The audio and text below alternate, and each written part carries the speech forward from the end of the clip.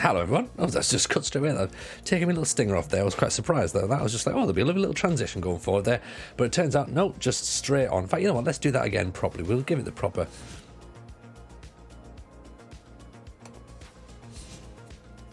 Hello everyone, how are we? Welcome along. That's better. That feels more professional than just like, oh, you're right, how's it going? Welcome in, by the way, everyone. It's Wednesday evening, as you know. I'm making a bit of noise on my microphone there as well. So terrible start so far to the stream. But hope everyone's well. It's one of those days, as we were saying there in the chat there, Dan saying, we seem to be hitting things hard, to be honest, in the beta. Evening, Nick, how are you? Welcome. It's nice to see you in. Of course, everyone who's here, you're very, very welcome indeed. This is Sunderland till I die or cry. Certainly try, because as you know, things are never quite as easy as they seem. And this right here only tells half the story, doesn't it, to be honest? We finished last night's stream. So last night we were rudely interrupted by my youngest son, who woke himself up. He may well do that again tonight, unfortunately, so we do have to keep that potentially in the back of our minds. He woke us up just as we scored the first victory in 9 games. This is unbelievable. Fraser, you missed it, mate. You missed the sacking. It's gone. Arsenal is a long distant memory. It's on the TJFM live YouTube channel. If you want to go and have a watch it, you will be able to watch the entire stream. In fact, you know what, let me pull that link up. Have I got a command for that yet? I'm not sure if I have or not yet, to be honest. TJFM live, possibly. No, I don't, to be honest. Tune in daily, there'll be another one on its way soon. Yeah, pretty much, yeah. It certainly felt like that last night, didn't it? It was getting a bit stressful again, and it shouldn't be stressful because it's the beta. It shouldn't be stressful. It should just be a case of that's what it is, and we just deal with it. But yeah, it felt a little bit like a worry, to be honest, last night. Things were going a little bit south. Now, the problem was, though, right, performances haven't really been that bad. You know, look at these results here. So we lost 2-1 to QPR, which can you expect, to be honest. Welcome in, Lelujo. Hello, mate. Appreciate the raid. That's very kind of you. Big shout, of course, for Kev.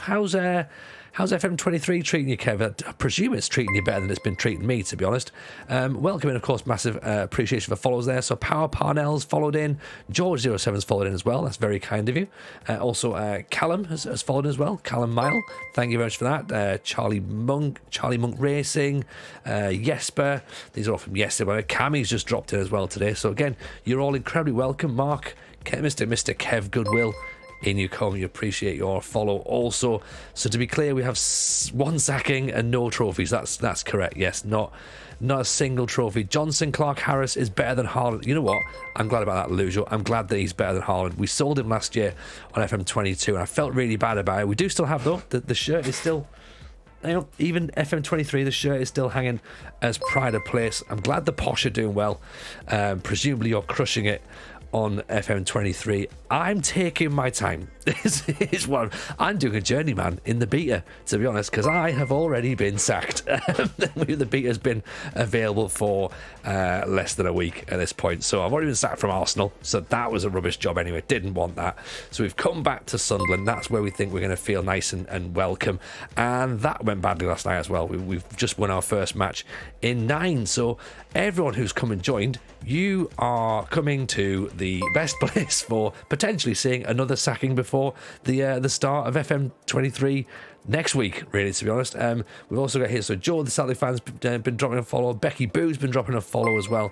So yeah, this is lovely. This is lovely. Let me know who you guys are managing, by the way, in your saves in the beta. As I was just saying, right, the form's poor, but the performances haven't been that bad, if that makes sense, you know. Yeet myself over the fence. Wonderful name. Welcome and appreciate the follow. So we've drew 2-2 with Sheffield United away from home. We drew 0-0 with Stoke. We drew 0-0 with Norwich. So we're grinding these results out. We are expected to get relegated, by the way. So I'm not saying that this is a bad thing, right? I'm not saying this is a bad thing. Thomas KF1, that form does not look good. That meeting must be close. Potentially. Now, the thing is, though, as I'm saying, we're expected to be relegated, right? So I find it a bit unfair that they're going to look at us in that sense then and say, well, you know, let's get you out of the job. So we've started to turn around. Rather than 4-4, we were 2-0 up, Granted, we let that slip to 3-2. Then we had to grind down to draw 4-4. That was a bad performance. We lost the Teesway derby to Middlesbrough. We were outplayed completely in that match, 2-0. We dropped the ball against Millwall though, like 1-0 up with 10 minutes to go. We let 2 late goals in. We were dominating that match. It was ridiculous. We should never have lost that game. If we don't lose that, then it doesn't look as bad. Obviously then we lost to Reading 1-0. Again, we shouldn't really have lost that. Sunderland till I cry. Nice title. Appreciate that, Wraith. Thank you very much indeed. Next few matches are crucial, Thomas. They definitely are. We were pushing on against Watford to try and get a victory there, or at least try and pull back to get a point. We were 1-0 down and then 10 minutes to go. Again, late goals. Late goals are a thing in Football Manager 23 on the beta. We pushed up and we were sucker punched on a free kick. But then we beat Preston. This is the thing. Then we beat Preston. We've gone back. Lujo's coming at the right time. We've gone back to trusty old 4-2-3-1. I don't play much 4-2-3-1 football, but we turned it all back round last night. The chat was saying, look, let's just do it. Sunderland fans in there going, this is how we play on a Saturday. I was like, right, let's just get it sorted, right? Dan Evans, first time in your live stream. Love your stand-up show. Massive Sunderland fan. Big up you, D. Evans. Also doing Sunderland save 10th after the first transfer window. Now, we haven't got to the first transfer window yet, D, but you're possibly going to become very, very useful in tonight's stream, I reckon. So here's the performance. 11 shots, 4 on target against Preston. 16 shots with 6 on target. We didn't even have an XG of 1.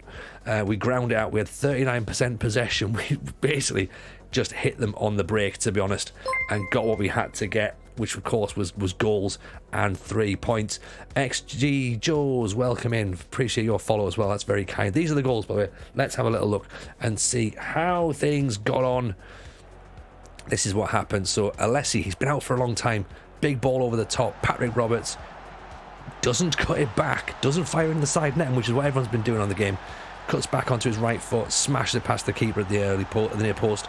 And then Ahmed Diallo dinks home the second. And we got ourselves a victory. So we're talking about next games being very, very interesting. This is how interesting they get.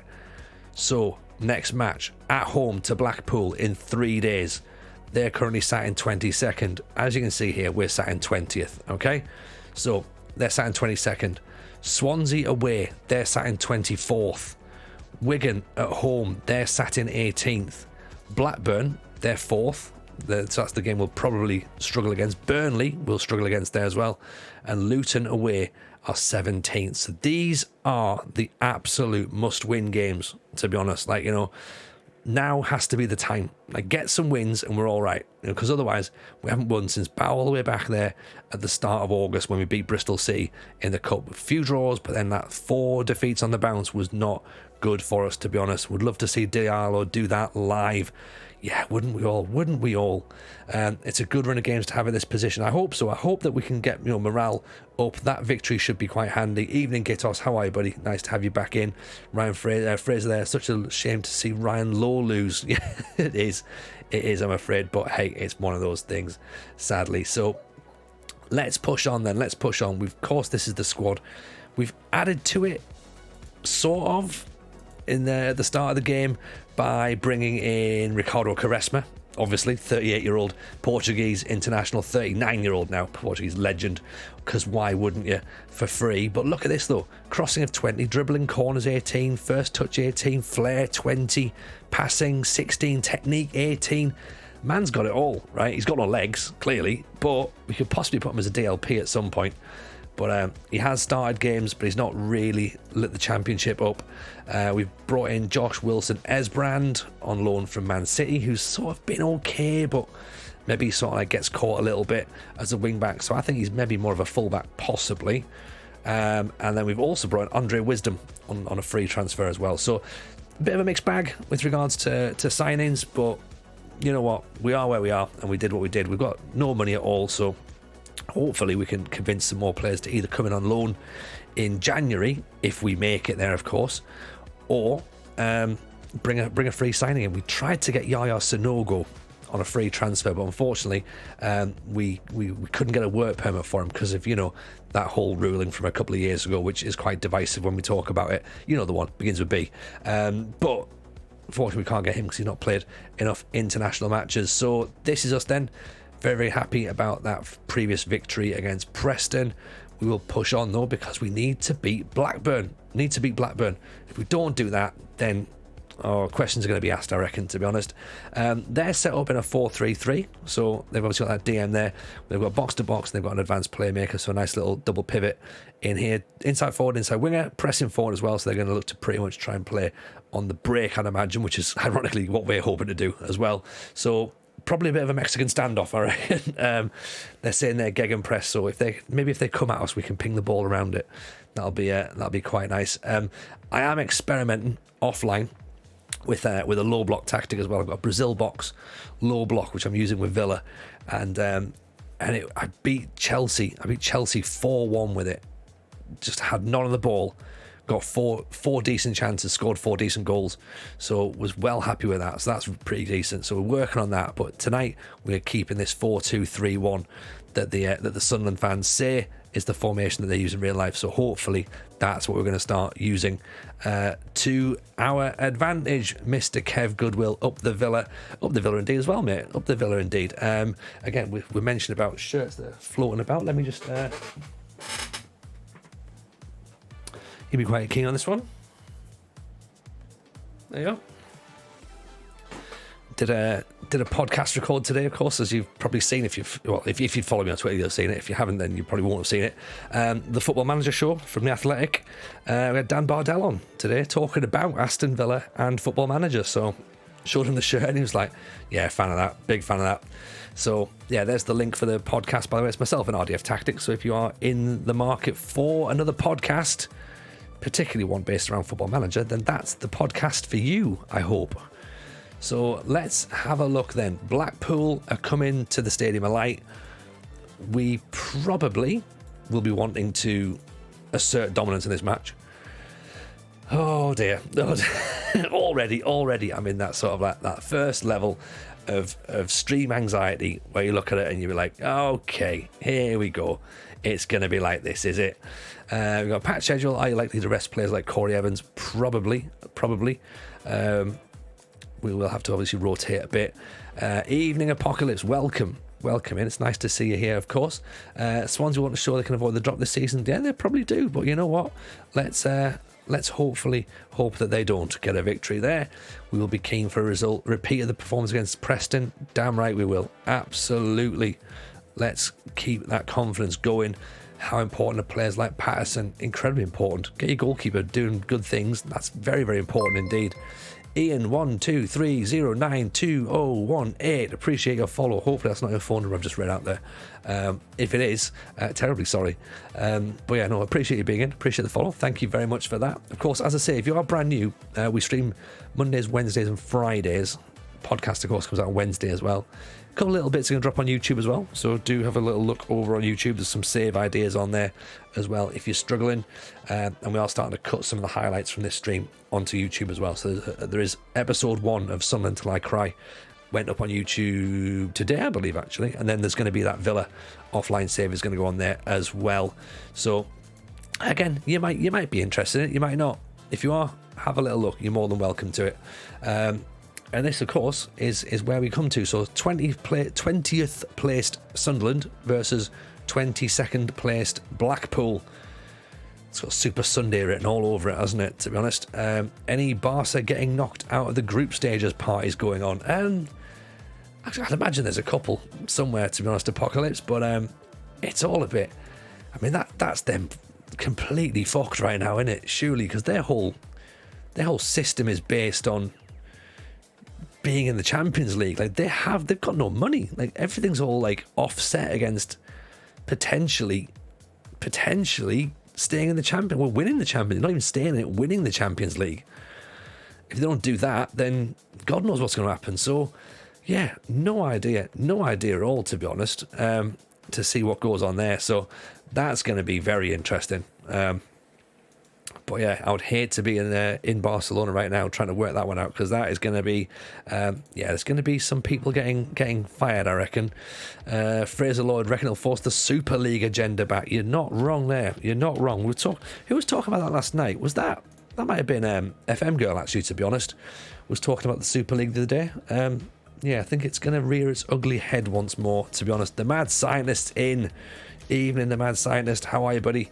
Pleasure to see you in, of course. It's always nice to see you here. For some reason, I've shouted out Fraser, but Fraser, I'll have a shout out there.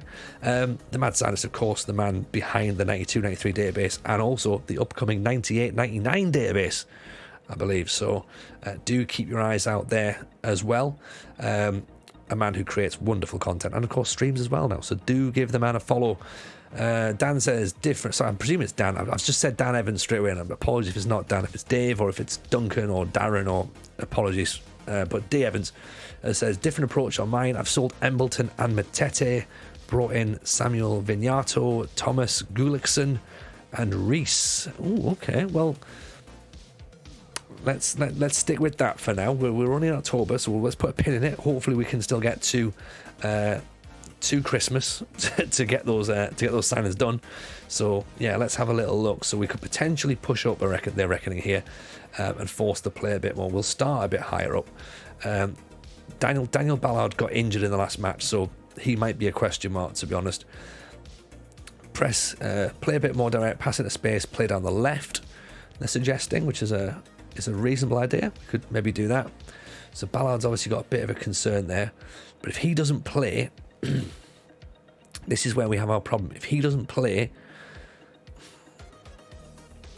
it means Danny Bath has to play. Danny Bath's not fast enough for this sort of game. I mean, how quick's Yates? Jerry Yates, 13. So yeah, he's a bit quicker. Kishi Anderson's a little bit quicker. Corbeau's a bit quicker. So yeah, we're going to need a defender in there who's got a bit more pace about them. Andre Wisdom's injured. Higgins is injured. Bailey Wright, I suppose. Has Danny Bath got a brother who's Turkish? Maybe he has. Yeah. He's also got a nephew called Sunken, I believe. So, I mean, we could move Kirkin into centre-half, which I don't really want to do. We could move Luke O'Nien into centre-half, which I don't really want to do. Which would then mean we play Lyndon Gooch out at right-back, or we play Tri Hume out at right-back. I'm tempted to just start it and just start him, let him have 45 minutes and hope that's enough. And then from there, we'll have Danny Bath on the bench just in case. Hopefully we don't need him. Hopefully, Sister called Slip Tina. Yes, that's the one. Also has an older brother called Walken. So Jack Clark's a little bit tired, possibly. So maybe we could look at Lyndon Gooch coming in replacement in the second half. Pritchard was fantastic, to be honest. Double pivot, having to defend against a counter attack. That's dreadful. Which one here? This bit here. So what would you be changing that right now? If so, what would you be changing it to, Wraith? Bear in mind that counter attack is going to come.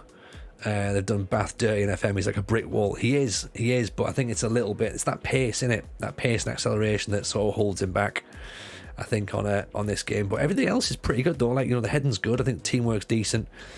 Bravery's good.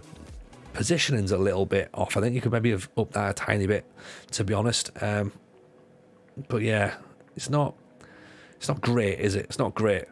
Too many attacking rolls for 4-2-3-1. Yeah, to be fair, it was more of a sucker punch last night. We weren't really creating much, so we thought we'd get some attack going on there just because of the fact we're at home as well. So we'll probably dial it back a little bit, go a bit more support based when we're away from home so we can grind some results out. But also these are teams that we need to start pretty much... we basically need to try and beat. So our opposition are playing counter, playing Gegenpress. We're playing wing play. So hopefully it works out well enough. Players like Barr aren't in at the minute. Embleton's not in at the minute. Mishu's not in at the minute. So I'm confident in what we've got. I'm confident, he says. Unless, of course, there's a better option.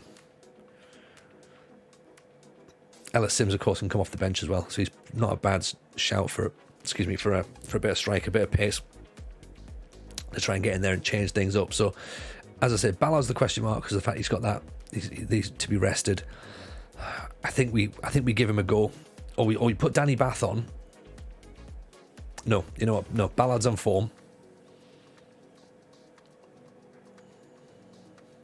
Trying to work out if it's worth starting Danny Bath or not. Start and then possibly bring Ballard on if we need to tighten stuff up. Stewart is injured, yeah. Stewart's been out for a while, so he's only just coming back. Otherwise we'd have had him up top, but then Diallo's just like got so much pace, so he's sort of like obviously getting the goals for us. Sims is getting goals as well. He's got 7 goals, but other than that we're not sharing them around the team, so we need to get our midfielders and our centre backs particularly from set players to start helping out, you know. In fact, let's just check that everything's all set up nicely here, because again, we were not that we were conceding from them, we just weren't getting as much from them as we were hoping for, you know. Pritchard, and then that's of course it's Evans, and then we want to have Diallo there, so Diallo's quick so he can get away from there. So we'll have to just change over ever so slightly.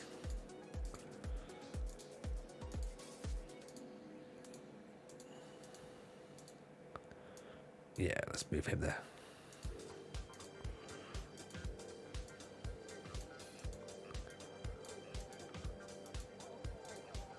Yeah, that's better. And then let's look at attacking.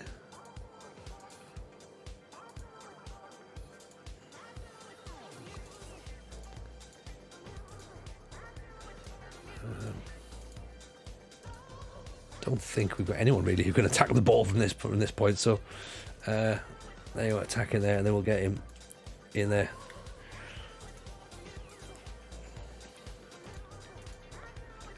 There you go. That's how we'll do that one. Yeah, cool, sorted.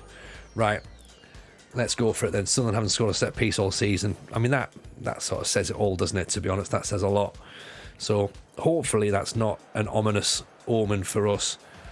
We'll go hard on Kesha Anderson, because that's what they're suggesting. We need to get those fists going.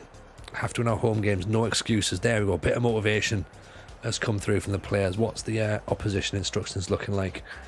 They're not saying anything. Just hard on Anderson, and that's it. So okay, that's fine. Liam Bridcut as well, of course, a former Sunderland player. So push him, maybe press him. Tight marking. I'm not a fan of tight marking, to be honest.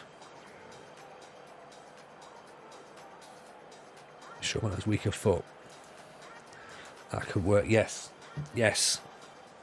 absolutely. Get the hydrates on. Appreciate that. Thank you.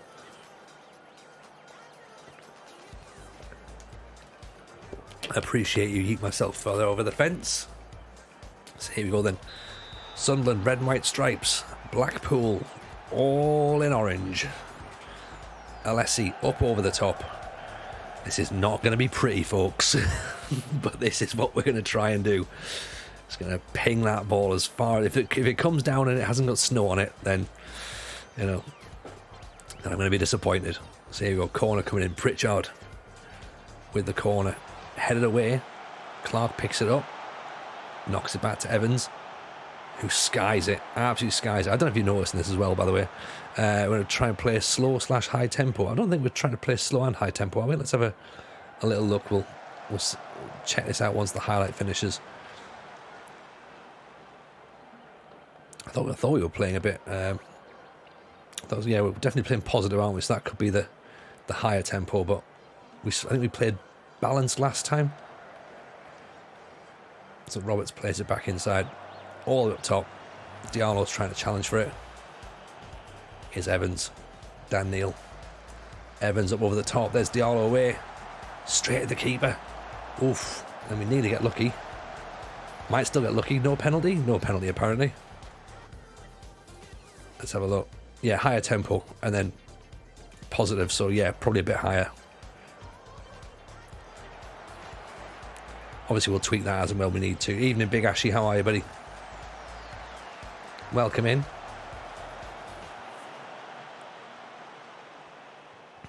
It's nicely defended. Les gets it back up over the top. Intercepted again. Clark running forward. There's Roberts, brings it down, looks inside. Anything would do. Pull it in. Diallo over the top. Liam Mitch, appreciate the follow. That's very kind. Thank you for that. Right, big 15 minutes from Sunderland that, but we didn't score, so we're going to have to obviously start now considering to look defensive. Here's Pritchard from distance. AP doesn't work well in a high-tempo system. And AM is a bit more versatile. The AM is quite versatile, actually, I must admit. You're right for that. But yeah, I get what you mean. Obviously, an AP needs a little bit more time to pick his pass and stuff. So that's fine. I'm not massively against. I'm not against suggestions, to be honest. I'm keen to learn, really. Very keen to learn. So we'll just drop that back to balance for a second. See if that's going to preserve a bit of energy. Suggesting work the ball at the box. Yeah, crosses aren't really working, are they, to be honest? So yeah, we've got the ball. We've got the momentum back now. Cleared. Jack Clark's not going to win that header at all, is he? Let's work the ball in the box. Pritchard over touches it. Oof. Just needs someone chasing in there. Come on, let's encourage them. That's a decent first half so far. Headed away. Pritchard wins it back. Evans, Ballard. Okay, so just sort of like keeping things where they are so far. So Bridcut sat in that half-back role. Just need to put a bit of pressure on him, actually. So you're right, maybe change from an AP to an attacking midfielder on attack. 09, ball forward there as Diallo. Deflects it up and keeper's got it. There's quite a few of those, isn't it? There's quite a few of those. Defenders always seem to be getting like the last minute, the last ditch tackles down. Diallo intercepts again. Kirkin up over the top. Diallo dropped a little bit too deep there, to be honest. Can't really get on the end of his own clearance. There's Diallo again. He's putting a shift in. Give him the ball back. It's bundled in. It's bundled in somehow. Jack Clark makes it 1-0. It's not pretty. We said it wasn't going to be pretty, but it's 1-0. 1-0, everyone. That's what it needs to be. Doesn't have to be good. Doesn't have to be goal of the season. To be fair, we'll take that. We'll take that. Right. That's how it then for the remainder of this half. Let's just keep things as they are. Bit of discipline. Just see the game out for the next 5 minutes until it's half time. Kaboom on Crack. Welcome in. Appreciate the follow of Danny Ballard. Goes quite close to that header there. So there we go. Even Danny Ballard, even Kaboom on Crack. Welcome in. And as Wraith says, let's go Sunderland. We've done what we needed to do. So we've got the ball down on their right side at the minute. So let's try and get a bit more attack there. Could put time wasting on a smidge. We could do, actually. Could do. I think we're doing well so far, so keep that going. So we want our left-sided player to maybe push up a smidge because they're getting a bit of ball sort of in that side. So also Parry Roberts is there as well. So let's see that. That's why I like Diallo deeper, Sims or Stewart up top. Diallo's excellent at coming deep for the ball. 100%, 100%. Like, I think that you're right. This is obviously the thing where we have to look forward to. If we had a second striker, then we'd absolutely be looking for those runs in behind, to be honest. But yeah, as I say, this is good so far. This is good so far. If you're enjoying this, again, remember, Mondays, Wednesdays, Fridays, that's when we're going to be here. If you want to drop a follow. That'd be much appreciated. Tomlin with the ball over the top. This, of course, now becomes that sort of cat and mouse game, doesn't it? It's like, when do we decide to drop our defensive line a smidge? Because they are going to keep pinging those balls up over the top. Ballard's looking knackered. At least he's starting to come into it. He's starting to play a little bit better now. Don't want to be giving the ball away either, so we need to make sure that we're at least sensible with the football. Things like that aren't going to help. Thornley played inside. Good block. Stand him up. Well played, Luke 09. Right, okay. I'm starting to get the fear. Oh, hang on. Highlights on the play. Williams 09. 09's on a booking as well, so that also doesn't fill me with much confidence. Roberts, Luke, Dan Neal plays a great ball. There's Diallo is the outlet. Penalty ref, surely. It is a penalty. Pritchard's going to take it. What are we thinking? 2-0. Here we go. This is what we're talking about right now. Let's make that change as well. So Hume's coming on now for Luke O'Nien. He's on a yellow card, so we need to bring him off. I think Ballard's probably got to come off as well. He is playing really well, but let's bring Danny Bath on, because obviously he's tiring. And then I guess the other option in about 5 minutes we'll take Corey Evans off as well, because he's also on a booking. Although he is playing very well. Save from another sacking. I hope so, Yeet. I hope so. But there's still a lot of football still to be played, so let's not count our chickens just yet.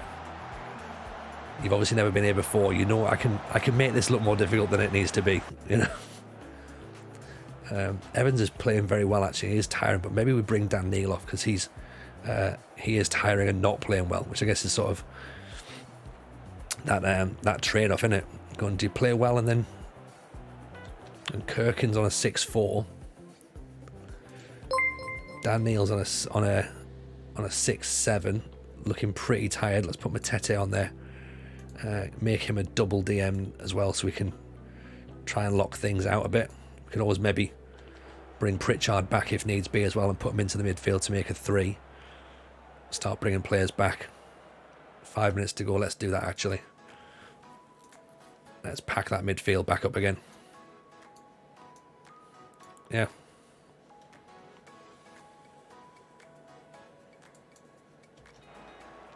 There we go. Do that. And hopefully that should theoretically move us up the table. Kirkin plays the ball into nobody. Actually, I need to start reducing passing distance as well, don't I? So let's do that as well. So standard. So slightly shorter passing, a bit more discipline. Play for set plays. Do we put time wasting on now as well? That is what she said, Dan. That is what she said. Balls up over the top. Kirkin's watching it. Nicely cleared by Evans. Great play by Diallo. Roberts into the corner flag. Into the corner flag. Oh, at least pull it back for Diallo. Dan Neil had one of the worst second half performances you've seen. Really. Oof. Anderson in there now. Unless he's not having a great time, is he? Can't bring anyone else off. So it's possibly now time for a bit of time wasting. Maybe go a bit narrower. Get that line a bit further back.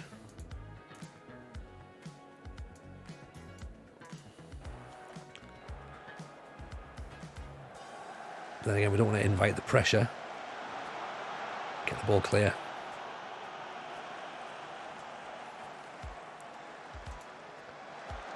Nicely saved. I'll put here, it's just a winger on support. Change Roberts as well to a winger on support. Keep them so they're not running forward. Pritchard can be just an attacking midfielder on support as well. Has he not been brought back already?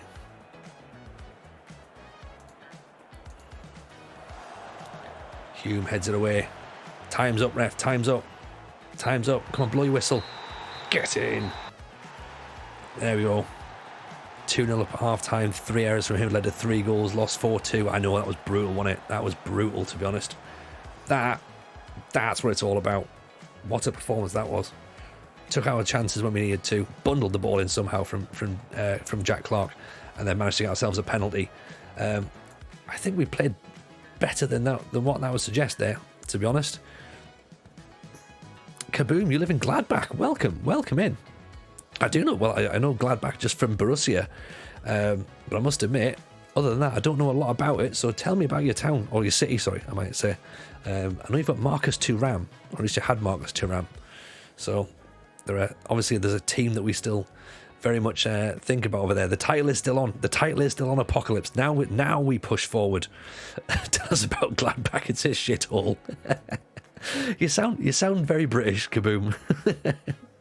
I know you're over in Germany, but that seems like a proper British response. Just Gladbach trying to not only be known for a football team. I know, Wraith, but I mean, maybe it's me, but I don't. Does anyone else know much about Gladbach as to what else it's famous for? I'm happy to take a straw poll in the in the chat.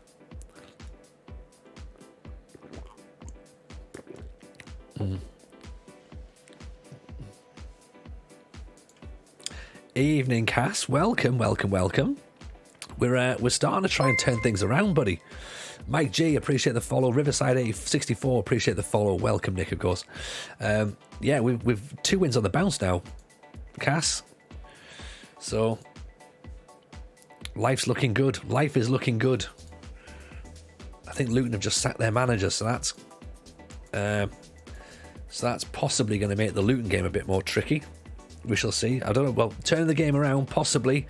We're up to 16th now. Another win could see us move up to 12th, 13th. I mean, dizzy heights. We're away at Swansea, who are rock bottom, so let's not think about that, to be honest, but we'll see how we get in. Evening, Tim Lewis. Welcome. You've joined at a good time, Tim. You've joined at a good time. Please drop Tim Lewis a follow, by the way. Wonderful streamer. Fantastic PvP player. Professional Welshman. Loves Wrexham more than he's ever loved anything in his life. And he's just one of life's good eggs. So I definitely recommend you drop Tim Lewis a follow, by the way. Appreciate the shout out. You're more than welcome for the shout out, mate. You know that. You're one of the people that we like, so you get a shout out. Are we looking for a promotion charge? Probably. I think that's what we need to do now, isn't it? We need to now look for that promotion charge and go, right, things are better. Look at that. There you are. B- now. Things are looking better. Supporters are pleased. That's good. Is the job security moving up a little bit? Have we gone from insecure? I think it said secure there, didn't it? So secure is good enough for me. In fact, to be fair, as long as it's stable, I'll take stable right now. Oh, hang on, we are moving, right? Look, we're off that page, so that's fine. Let's not worry about that right now. So that's all in the past. That was all in the past. All that experimental stage with new formations and that was a thing. We're not fussed about that right now. So here is Swansea. Is the vodka in the tea? It's a French vanilla latte, actually, from Tim Hortons. But yes, this is the joy of the championship, though, isn't it? Like, anything can happen. Anything can happen. 1 minute you're getting relegated, the next minute you're pushing on for promotion. So they've got that 5-2-2-1 tick-attacker style. So again, it's going to be interesting to see how we play there. MLS saves ended in tears. No, Cass, tell me that's not the situation. What's happened? Explain it to me. What went wrong? I didn't touch it. It wasn't my fault at all. So fewer passes allowed against them. Okay, so we're going to have to go like long ball here against Swansea because they're not allowing... Is that right? They're fewest passes allowed against them, but also the least passes completed. I mean, we're over here. We allow lots of passes against it. So, to be honest, it's us and Blackpool right now giving away the most passes.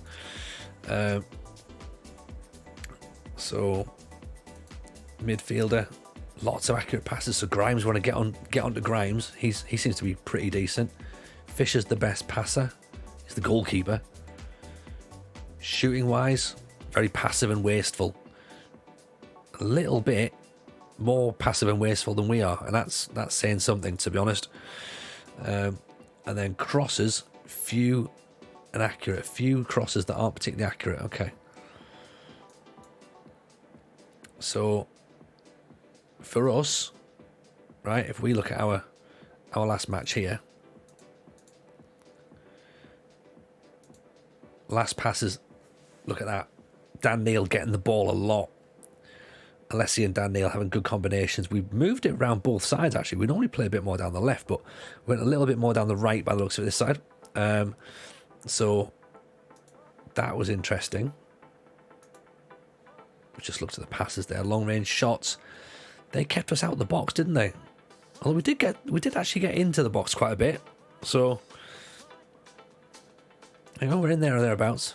And then momentum, this is the thing. I thought we started better than that, you know. I thought we started better than that. But we did turn it up. That was when we were sort of like losing it a bit. We dialed it back to balanced. And then we pushed on, scored just before half time, got that goal, managed to keep it, and then we dialed it back up. We got a goal again, which was obviously fantastic for us. So that's pretty good. So maybe we come into this game balanced, possibly. Maybe we start balanced. Maybe we have Pritchard as more of a central midfielder, although he is suited for that playmaking role. There's our double playmakers here, so Daniel and Pritchard. But if they've got their own sort of decent passes of the ball as well, we're going to obviously want to try and get in and around them. So if their passes are getting better, then we might have to pull Pritchard back here, but hopefully not, or we push up another forward in there. Patrick Roberts, of course, gets up and about quite nicely. Maybe Clark, possibly as an inside forward, an inverted winger, is maybe not the best. Maybe we put him as a winger on support today, pull him back just a tiny bit. But it also seems a bit strange to change stuff that worked in the last matches. I know we're playing against people that we are playing against, like another team we're going to set up differently, but still we might just about be able to grind something out. They do sound like people who like. Oh, okay, so potential changes here. Denver Hume, try Hume. Sorry, they're suggesting possibly comes in for Luke 09. That's not the worst suggestion in the world, to be honest. Although they're suggesting a full team change, which of course we're not going to do a full team change. That would be madness. Even I'm not going to do that, to be honest. Wraith, I found today the attribute comparison menu and squad planner is super useful to determine the most optimal team instructions. Talk to me about that. Where am I looking? So here, the comparison tool in where? In there. Ooh, okay. This is nice. Okay, so we've got the fastest. So we've got decent first touch. Average first touch in the Championship. Solbakken scores the last minute for Palace against Arsenal in the Carabao Cup semi-final. What, in real life, it's not Carabao Cup semi-finals already, is it? Surely not. Palace are off to Wembley. Shit. That must be a thing. Okay, right, so talk me through this then. So what's on your game? There we go. Okay, so we've got pretty much we've got poor heading and poor jumping defenders. They're not particularly strong. Yeah, defence, we're not great. Average midfield, an average enough strike force. Relatively physical. Decent enough mental players, and then okay technicals. Actually, we're one of the best dribblers in the division. So maybe we need to get the ball on the floor a little bit. Maybe let Patrick Roberts, let Jack Clark, let Lyndon Gooch actually have the ball and dribble a bit. But poor heading and jumping means crosses connect less often. It does, and also it's particularly more with the defence as well. Worried when those balls come in that they'll be conceding goals. So I think with regards to crossing, this is why we've gone for low crosses in up front. So obviously if Diallo's playing up top on his own, then he's obviously not going to be going in for many headers. So keep it on the ground, hope he can try and get something in there as well, and see what we can knock in. Spurs have just won in injury time. Oof. Who are they playing? Is that then through in the Champions League now, is it? Swansea have suffered 3 straight defeats. Don't tell me that stat. Don't tell me that. Your Sunderland team look more than capable of dealing with them. Look, believing ourselves is half the battle. Jake Nash, welcome in. Appreciate the follow. That's very kind. Thank you. They're against Sporting. Oof. It's a hell of a result then, isn't it? Sunday's match sees you come up against an increasingly under pressure Russell Martin, who is less secure in his role at Swansea by the day. Ahead of the match, how do you feel about your opposition's chances of keeping his job? It's not something I concern myself with. It's nothing for me. You're surprising to see you failing to show support. I mean, look, this is the thing. I guess if I back him, then they're obviously going to win, aren't they? Do you know what I mean? Relegation tip Blackpool play Watford. I think their days are numbered. Can Jack Clark handle the pressure? Yes, he can. We can all handle the pressure. I think. Sure, he'll be fine. Sure, it'll be fine. Okay, we're going to start praising players' training as well shortly, because Jack Clark, for example, there has put a decent shift in, so let's give him a bit of a boost. Yeah, playing well. Charisma, you need to do better. Okay, the old give them the old Bobby Coppins. Get those number 10s. Get those 10s in training coming through. Okay, Ross Stewart still not back fit yet. Andre Wisdom can come back in though, so that's interesting enough. Jake Nash, I saw you in Leamington Spa. Good to see you doing so well on the content creation. Well, thank you, Jake. That was very kind of you. The Leamington Spa gig, that was I'm guessing that was when it was in the theatre, wasn't it? So there's that sort of proper great theatre in the middle. I also did a show at the Nando's across from it as well on the same night. So that was a night of two fantastic shows. One very different from the other one, to be honest. But yeah, no, that Leamington Spa was fun, really fun. And I've also got a mate of mine as well, who's a guy called Chris Purchase. He used to do a show at Leamington Spa as well. So it's one of those places I don't think I've ever been for it unless it's comedy, but it was good. I enjoyed it. They're saying go positive. I guess we can always dial it down, can't we, if needs be? But beware of the counter attack. Let's start positive. We'll go down the left hand side, as I was saying there. Going hard on Joe Allen. Going hard on Grimes. Could do. In fact, let's agree to those, because they're actually reasonably sensible options, and the rest of it we'll leave as it is. So the Spurs goal's been overruled, has it? Is that right? Conte's got a red card. Atletico Madrid getting a penalty after the final whistle. Jesus, it's all kicking off, isn't it? Football's football. It's all a bit of madness. Luke 09, I tell you what, let's replace you with Tri-Hume, okay? Because Luke 09, you were getting targeted a little bit. Ballard, let's put Danny Bath in for now. You know, Ballard's playing great. Don't want to change things too much, you know. Barr, Embleton, these are players that could potentially come off the bench. Maybe Embleton for Luke 09. Andre Wisdom's back, isn't he? But it hasn't passed a fitness test, so let's maybe keep him where he is for now then. Yeah, not fit enough to come straight in all the time, so right, let's have a go then. Let's I'll tell you what, let's change Pritchard to an attacking midfielder on attack at this point. We can always change him back up to a playmaker if needs be.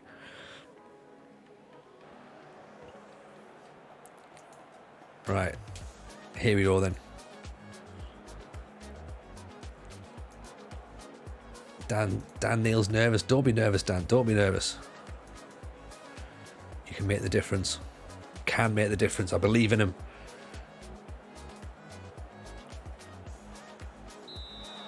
Did they miss the penalty? Unbelievable. So a pen sign, right? So after the final whistle's gone, VAR's pulled it up. They've given Atletico Madrid a penalty, and they've then missed it. Unbelievable.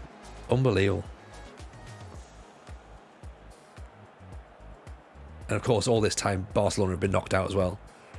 Tottenham then get a goal disallowed. Conte gets sent off. What else have we missed? Anything else happened tonight? Seems like a quiet night in the Champions League, doesn't it? And this is the thing, I'm not even that asked about the Champions League. I'm sitting there going, actually, that sounds pretty decent now. Right, let's go balanced at this point, because it looks like they've got the ball now, so that's never a good sign. Okay, ball comes in. Good save, Patterson. Okay, Hume didn't get anywhere near that, did he? That's a bit of a worry. Adriano puts it in, headed away. Joe Allen, nice interception by Kirkin. Diallo, of course, can't really get that, can he? Darling Cooper, oof. Me taken to the Palace to the Carabao Cup final. Yeah, Fraser Lloyd, that is incredible, by the way. Incredible work by yourself. I'm massively, massively impressed with you. Very proud. Well done indeed. Absolute scenes, my friend. Tottenham who would have won something had they put a minuscule of faith in Mourinho. Yeah, it's an interesting way of looking at it. And to be fair, Tottenham should have won the league the year that Leicester won it. It was Tottenham's title to lose, wasn't it? And lose they did. Ball's down the line. There's Pritchard. Oh, so close, so close. Brilliant ball down the line.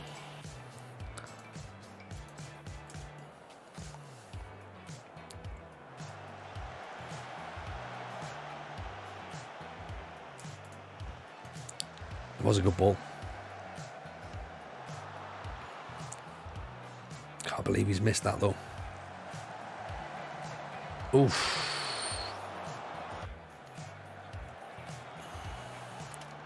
Kirkin. Roberts. Pulls it back. Dan Neil. Kirkin floats it back in. Diallo's missed it.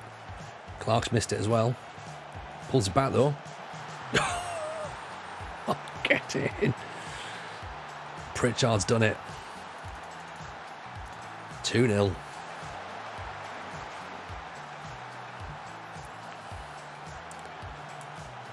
Well played, Jack Clark. Good fighting.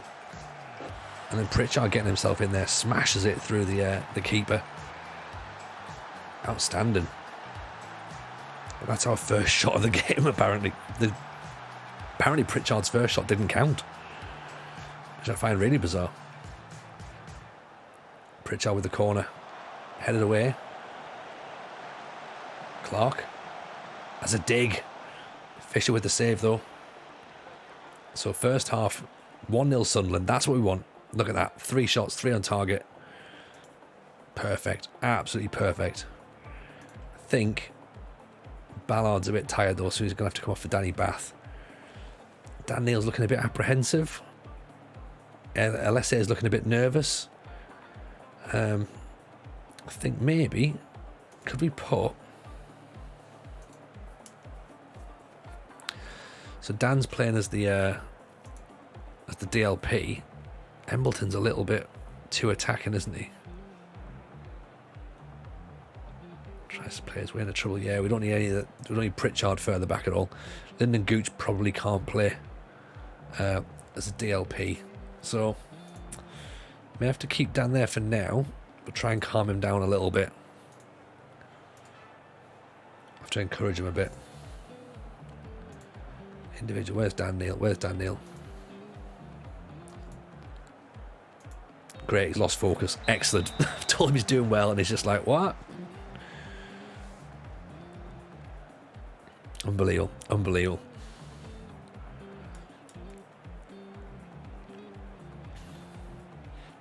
Or you can set your corners up to score from rebounds and long shots from cleared headers when your team got poor aerial ability. That's a good shout, actually. That is a good shout. Have we lost music, by the way? Sounds as though music's gone incredibly quiet. Johnny D, hi Tony, first time your stream, living the FM pod with you and RDF on there. Thank you, Johnny D. Very, very kind of you. I'm glad you're enjoying it. We've just dropped the latest episode today, so hopefully you guys are downloading that or listening to that. In fact, yeah, there you go. I've got music in my head now. Of course, if you haven't already done so, then here it is. The Football Manager Show by The Athletic. Myself and RDF Tactics. Johnny's all the way in from Minnesota. Yes, my man. Vikings go. Good block. Ooh. Welcome in from Minnesota. I'd say it's nice to show that Football Manager is an international sport. Danny Bath with a get in. We finally scored from a set play.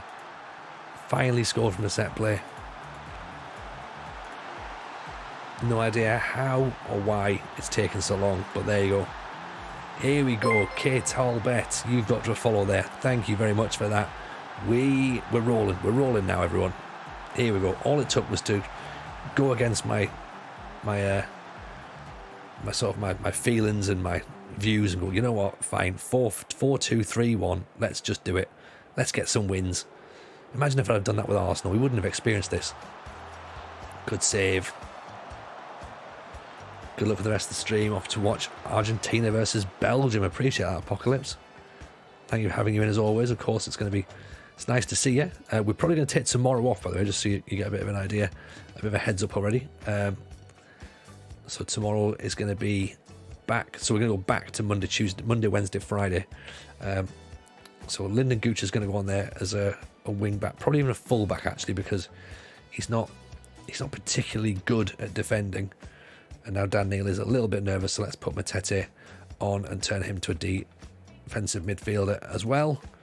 And Pritchard can come back and just sit there. He can be the DLP actually from here, so he can ping those balls up top to Clark and to Roberts if needs be. Look at that, sucker punches, man. 13 shots for Swansea. We've had 5. 4 on target. We've scored 2 goals. This is the sort of football we want to be playing, isn't it? Here we go. This is 3 wins in a row. So all of a sudden, everyone's going, oh, do you remember that time we went 9 without a win? No, I don't remember that at all. No, always believed. So there you go.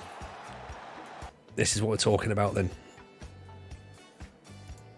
Excellent performances. Cass tried to start of a British Steel. As it stands, looking like a Wales start is most likely. Okay, unless they get managers before the data cut off. Interesting. Did you put, I presume that you did, so apologies for asking, did you put Cymru North and Cymru South in as well? Or did you just go straight for the Cymru Premier?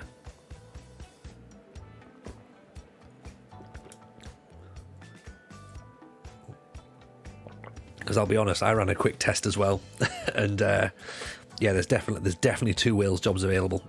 One is slightly more appealing than the other,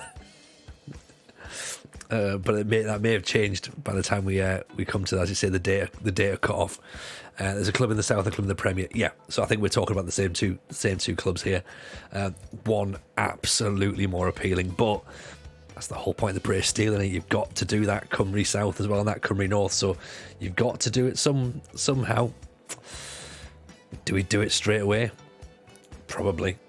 It would be the way that I'd do it, innit? Go like, oh, do you want to get the better job? No. Let's have the worst job, thank you very much. Let's have that first. That's what we'd like.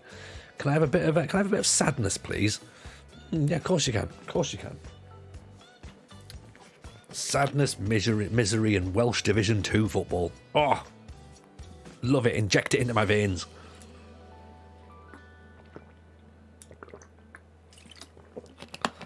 Exactly. Planes can win. Like, to be fair, right now, like, ecologically, we don't need the planes, you know? Welcome in, Sector R. Appreciate the follow. That's very kind. Did you say previously that promotion counts at the title? Yes. So if you get promoted via the playoffs, then yes, that does count. Or even if it's an automatic promotion, that counts as the title. The challenge is hard enough as it is without having to go, no, you have to in the league. So yeah, it does count as a thing. Unfortunately, previous promotions in other saves and other versions of FM don't count. Did ask. Apparently not. Johnny D with a follow. Appreciate you. Very kind. Thank you for that. So we're going to gegenpressing 4-2-3-1s the way that we are, but we're playing counter-attack. So we want to kind of look to get in between these lines here between Lang and Ezoz. You want to sort of get them set up defensively so they don't get anywhere. And we want to be in here, in and around these sort of this back six almost. Try and make a bit of an inroad. They lost to Cardiff. Cardiff have just lost their manager as well. Just lost Big Sam. So here we're all over here. Lots of dribbles and infrequently fouled. Okay. Mad Scientist, gotta go have a great stream. No, Mad Scientist, pleasure to see you in. We'll try and help you sort out some transport from London as well. By the way, we're trying to work out if there's anybody who can give you a lift from London for the FMT live show. By the way, of course, if you haven't seen FMT live, evening Salty B, welcome in. Huge shout to Salty B, by the way. Give the man a follow. We like him. We like him a lot. There you go. Look at that. Cat emojis coming in as well. How was your stream, Salty? Hope it was good. Evening, by the way, Jack Devlin. Nice to have you in. There's only one promotion in Wales, in North and South. I think you have to win it. Oh, God. Oh, God, that sounds horrible. Oh, dear. This just sounds even more complicated now. So, right, so if I get promoted, so I can be top of the North or South, and if I don't win the playoff, I go back through it again. Oh dear. Oh dear, oh dear, oh dear. Why do I do this to myself? Why do I do this to myself? Johnny, your guys' shows and the streams are the only times I can talk about FM. No one here plays FM and barely pays attention to football soccer with my work too. Johnny, come and get yourself signed up in the Discord, mate. Like, there's a whole bunch of us. We'll sit and we'll talk Football Manager to you, we'll talk football to you, we'll talk video games, we'll talk coffee, we'll talk parenting if you're a parent. We used to have a thing on there for tattoos. Stick a bit of tattoo chatting if you like as well. Other sports, all that kind of good stuff in there. So come and hang out with us. That offer is, of course, open to everybody. And there's podcast discussions as well. And as I say, we were going to try and give you the link for my old podcast, Football Manager Therapy. We're doing a live show Monday the 7th of November, so the day before the full game comes out. We've sold a lot of tickets for it, to be honest. A lot of tickets. It's in Nottingham for one night only, but there are still some tickets left. So if you want to come and hang out with us, we're going to do an hour's podcast recording live, and then it's basically an FM meetup afterwards. So that's what we're going to do. So it's going to be cool. The British Steel Challenge sounds miserable, doesn't it? Doesn't it though? It sounds awful. Yeah, it sounds properly grim. I can't wait. It's gonna be the best. So yeah, let's do that. Probably already heard about the madness in the Champions League with Leverkusen Athletic. Yeah, we've heard a bit about it. Nerd herder. It's been the chat have kept me up to date with it. It sounds ridiculous, to be honest. Salty says good stream eventually. 5 games left in the league to secure the title in a cup final tomorrow. Barcelona screwed us in the Champions League. You can tell it's FM, can't you? Because they're not in the Champions League no more in real life. Yeah, very, very interesting. Very interesting as to what's going on there. You'll be interested, Salty. You'll be interested to know that until this point, we have turned things around. So we've gone from not winning in 9 and losing in 4 back-to-back to now winning 3 back-to-back. We've won them all 2-0 as well, and we are shithousing it. Properly shithousing it. We play Wigan, who are 21st now, then we play Blackburn, who are 4th, Burnley, who are 3rd, and then Luton, who are 19th. So these are the games we need to win. Then Huddersfield, 22nd, Cardiff, 14th, Birmingham, 17th. These are quote-unquote winnable games. Winnable games. So this is what we need to keep doing. Keep getting these victories here. Keep moving ourselves away from the foot of the table. That's all we need to do. It's all about steadying the ship, you know? 3-2-0s is lovely, isn't it? Absolutely lovely. Injury to Esbrand. It's going to be out for 10 days. So that means we're clearly going to lose Kirkin at some point in the next week to an injury. Because that's just how the game works. Of course, have Wigan at home. Let's see what we can do against them. Hopefully we can do pretty decent. You just need to get out of London. Arsenal wasn't for you. You'd needed to be up north. Like a Cluffy. Exactly. Walking around in just my t-shirt. People looking at me weird. Anyway, to win it, doesn't matter how, it's still points. Exactly, Johnny. Exactly. And what you'll know as well, what you'll learn in this stream, Johnny, as well, by the way, is that winning is overrated. And we tend not to do it. We tend to we like narrative around here. We like to tell stories. We like to have time when it looks like we could do something and then it just tails off a little bit, or we miss out completely. Like loads of stuff like that. That's what we're all about around here. Winning is pointless. Vibes are what matter. Exactly, Ollis. Exactly. You've got it. You know what's going on. It's exactly how we do it around here. Vibes is the way forward, right? If you want to see people win and be successful, then there's loads of other people who do that. Loads of other streamers, great streamers who do that. If you want to just hang out and have a nice time and watch a person attempt to play Football Manager, and you sort of have him go, I think I'm better than this guy. Like, yeah, that's 100% it. That's 100% it. This is where we need to be. You need to be right here. Sunderland fans only vibe, no wins. Yeah, it's how we do it, Wraith. It's painful. Just, why be like everyone else? Why be like everyone else? Let's be our own thing, you know? So the board are expecting us to get a draw against Wigan. However, fans are expecting a win. They're confident now. They want to persist with this pressing football, and they hope to see Ross Stewart return from injury as well. We'd love to see Ross Stewart get back from injury. And he's back. He's back. He can do 45 minutes. Same with the Minnesota folk. Promise of a good season, then just pain. Yeah. Well, this is the thing, isn't it? Like, you know, how's like Kirk Cousins just... He's just one of those guys, isn't he? I mean, look. I'm a 49ers fan, Johnny, and we need to get rid of Garoppolo, right? In the same way that the Vikings and Cousins just is not a match. Like, Garoppolo and the 49ers just isn't a match at the minute. We've got a great offense, and we've got McCaffrey, we've got Debo, we've got Kittle, but then we've got Jimmy Garoppolo, who just can't throw the ball to any of them. Like, even though the McCaffrey's just a handoff, you know this is going to end up like terrible. So we'll see how it gets. My wife watches more NFL than I do. Apologies for assuming that you're an NFL fan. Apologies for that. Robert Quinn to the Eagles. Is that a thing? Is it? There's been some weird trades recently, to be honest. It's looking good. It's looking very good right now.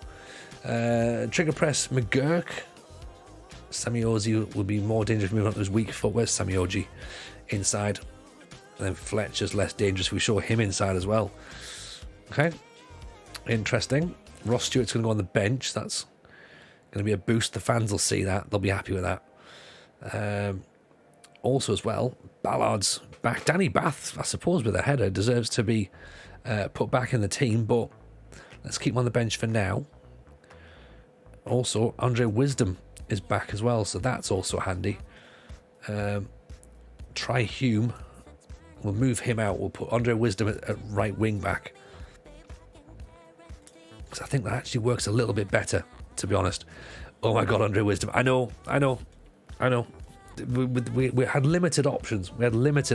But think about it. He's reasonable. He can play full back. He can play centre back. He was free for a start. 6'1". The issues are, though, he dwells on the ball and tries to play his way out of trouble. So that's, for a centre back, that's really bad. Do we now think that actually, hang on, we've been winning without him in the team? Is that the reason we've been winning?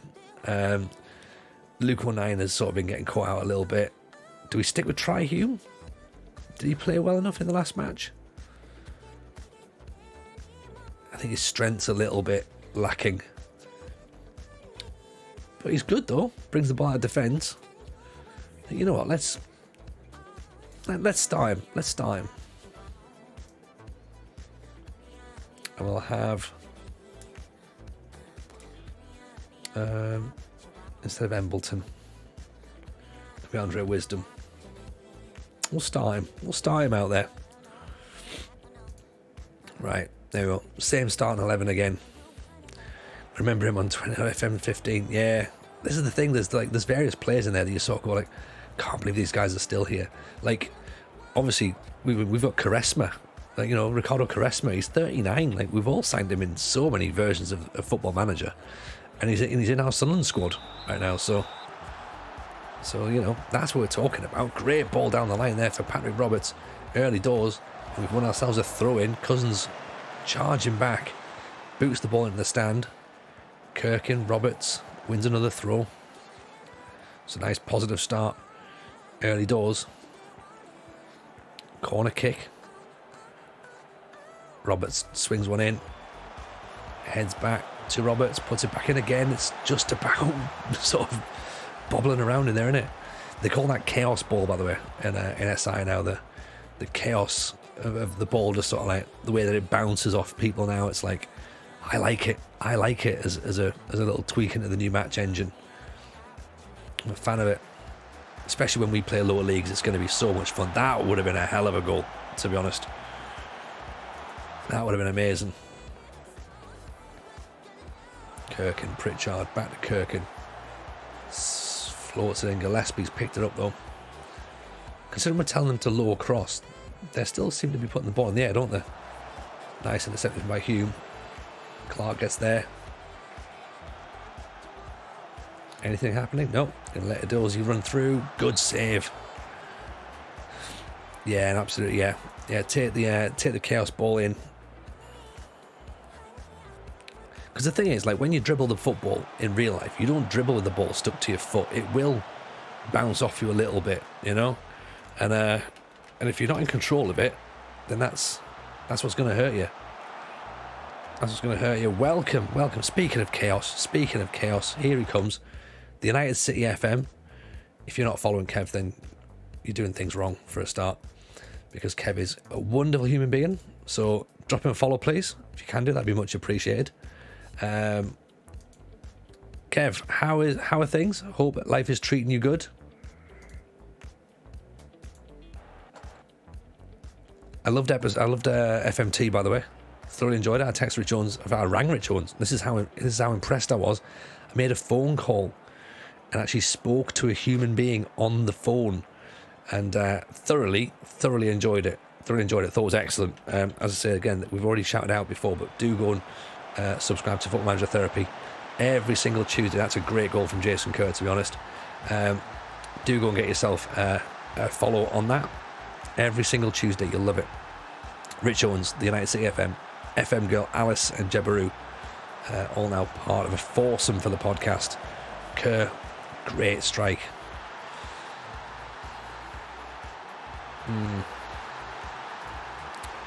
Okay, that's not good. That's not good. So we've not had much this half. So we have to be better. And I think Jack Clark's not really having it. Do we bring... I'd say what? Let's do this. This will get the fans up. We're going to...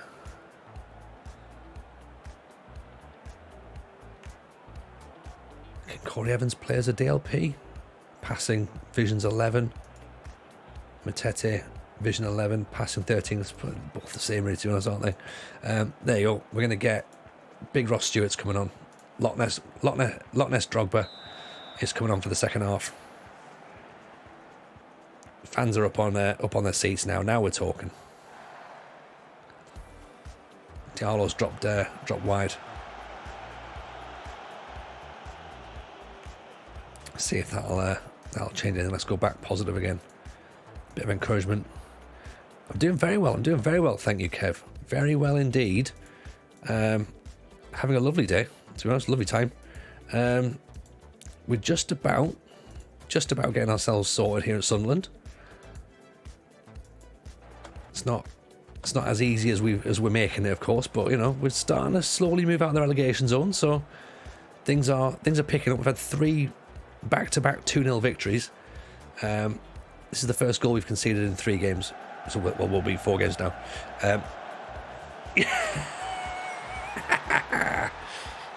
Get it in. Get that clip. That's Drogba. The Loch Ness Drogba has returned. This is what we're talking about. Bit of craziness. That'll do. Onto his head. Here we go. Much better. Much better. Johnny's just hit follow on Spotify. Appreciate you, Johnny. That's very kind indeed. Zed Valeth, welcome in. Appreciate the follow. It's very kind of you. Here we go. Headed back away. Eddie Ozzie wants a second bite of the cherry. So Alessi's not playing particularly well. Ahmad's not playing particularly well. In fact, you know what? Alessi's not playing great. Let's get him off for Danny Bath, actually. How was the FMS experience this week? You know what? It was very good. I liked it a lot. I think we had a good time, and the show was great. Like, Nick Madden was on talking about the match engine, which I always love talking to Nick. He's just just super nice guy. Like just fun. He's just fun, and it's always good to have him in chatting FM. So we spoke to him. Then we spoke to Dan Bardell, who's the Villa correspondent for the Athletic. We spoke there as well, talking about sort of a new thing where we're like, if there was a job available at a football club, what would it be like? Lyndon Gooch. Oh, thank you, Cass. Appreciate you. Very kind. So we spoke to Dan about like sort of saying, well, look, if there was a vacancy going and you then took over Villa, what would you do on the game? So that's going to be a new little feature we're going to be looking at going forward. And then the Tactics Garage with RDF. So it was a good solid episode, to be honest. Good solid episode. It's all over 1-1. You know what? That's not the worst result in the world. The important thing from that is we've managed to get a draw, so we haven't been beaten, so that's a bit of mental toughness that we needed. And Ross Stewart came off the bench and scored, so that is also good, because that'll be a bit handy for morale, to be honest. And now we've got to sit against a Blackburn side that are currently fourth.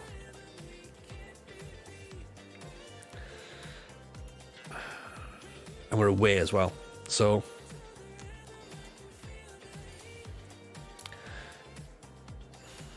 don't know. Do we just push? Do we just go for it? I guess we might as well.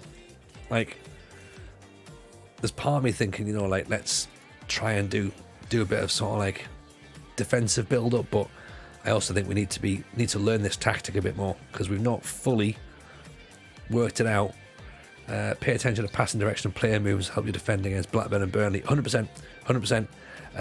There's also, and this is a thing as well.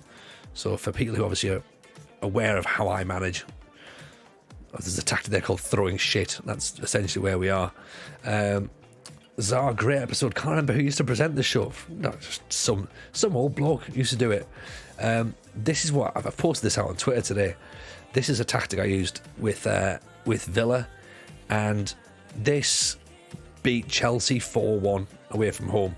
So we soaked up all the pressure, we hit everyone on the break, and it was great. It was super good to watch, because like Chelsea didn't really know what to do with it, but I don't know if it's going to work with this team, to be honest.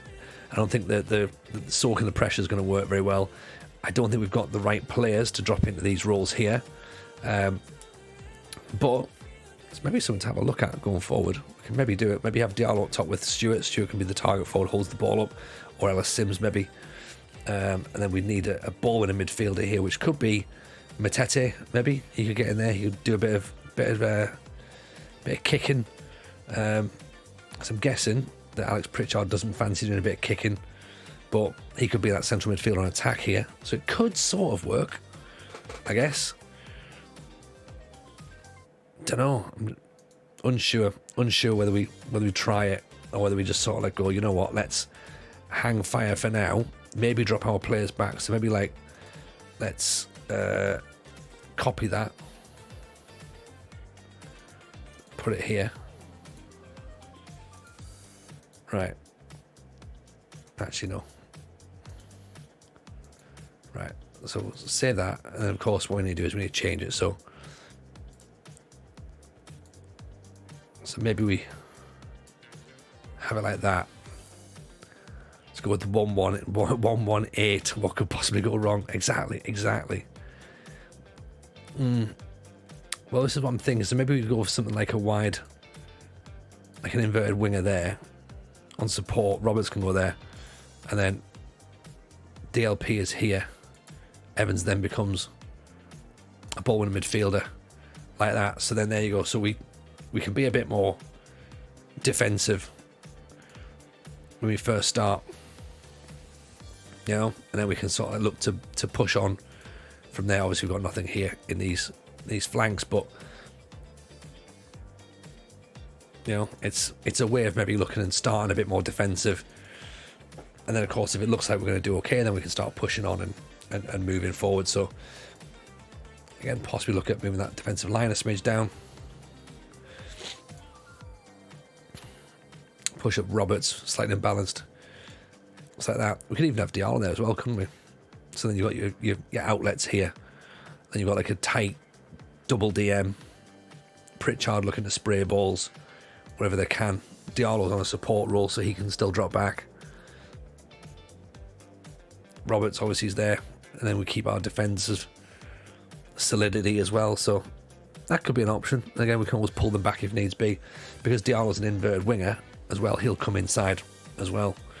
Timu Pukki, 44 goals in my Hull save. Unreal. Liam Mitch, that is incredible. Incredible.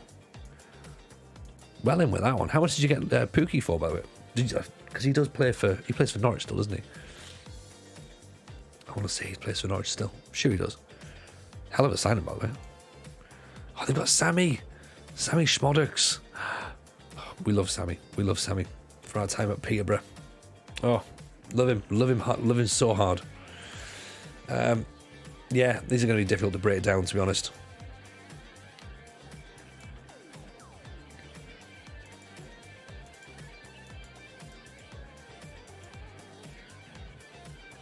I've clicked something.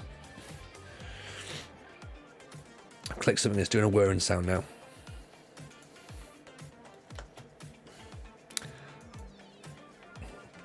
Broke it, haven't I?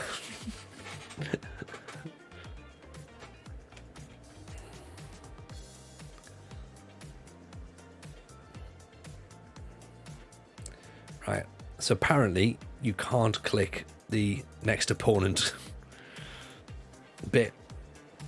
So I'm not sure if that's a bug.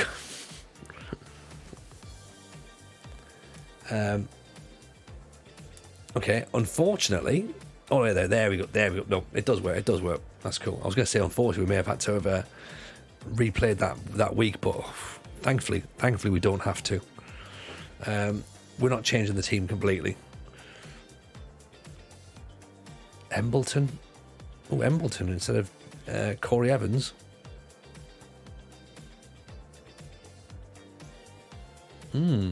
That's interesting.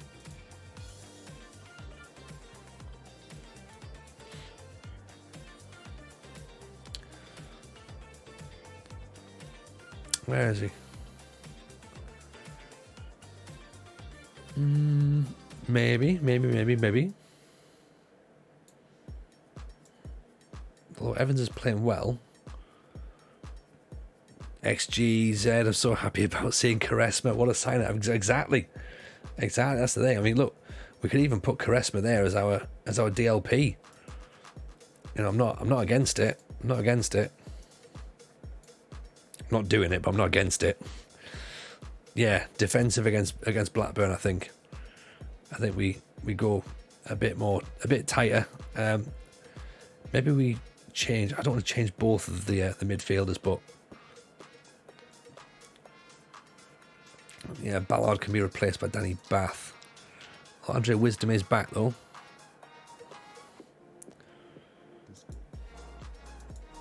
Kevin Phillips is excited. Of course, Kevin Phillips is excited. He's doing on the backs me. You all right, mate? Are we crying yet? Welcome, Jacksu. Not tonight. We're not. We're actually starting to turn things around, I think. So it is slowly getting there. We've won 3 on the bounce, and then we drew. So it's not beyond the realms of possibility at this point that we can just about fit, that we can maybe fix things. Actually, I tell you what, let's possibly change Corey Evans. Keep Corey Evans there, and then we'll put Embleton in place of Dan Neil. There we go. Sunderland vibe into the playoffs now. Yes, there you go. That's what we're going to do. Exactly, Jacksu. Exactly. So Ross Stewart's up there as an advanced forward. Do we play him as an advanced forward or as a target forward, maybe? Play him as an advanced. Actually, yeah. Play him as a target. Big man up top. Mishu can be on the bench as well, because we might need a little bit more creativity, possibly. He's a bit upset he's not getting a game, which I understand.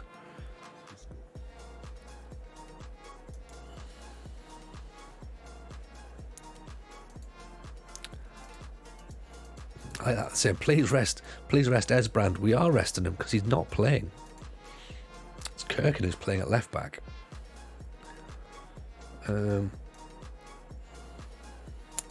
Bailey Wright can be on the bench.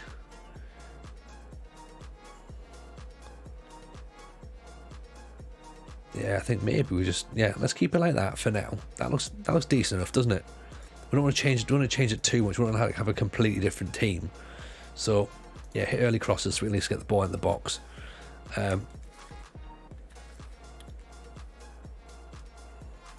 Mark Diaz, Mark Schmoddocks, Mark Hurst. No, can't mark them because those players are going to be pulled out of position. So that's not quite what we're looking for.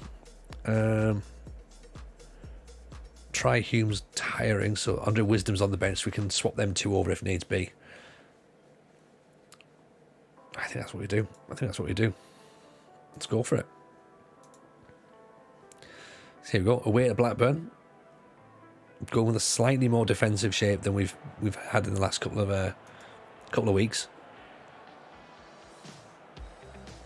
So no one's expecting a result. Go and do something decent. There you go, a bit of pressure lifted. We're happy.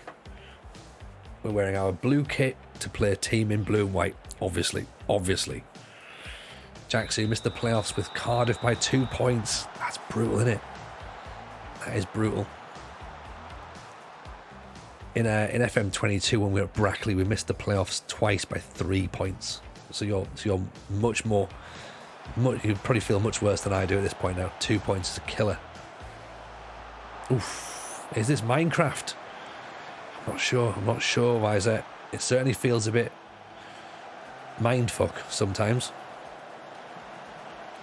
Headed away not very well though by Hume. Heads over the top.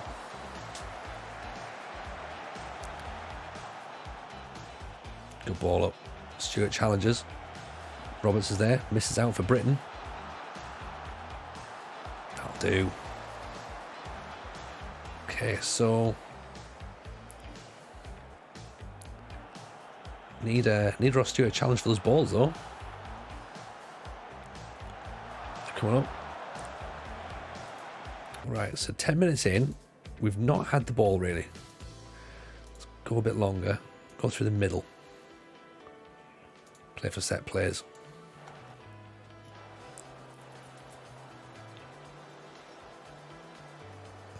Stewart suffered a bruised ankle. Brilliant. I love that. He's been back for 20 minutes. Made of glass. Absolutely made of glass.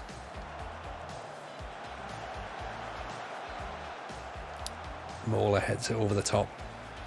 Right, let's push up a smidge because we're sitting a bit too deep for them. Let's go mid-block. Sell the snowflake. I think so.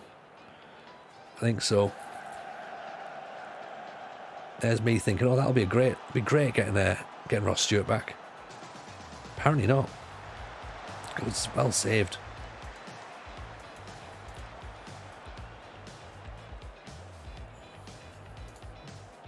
Encourage.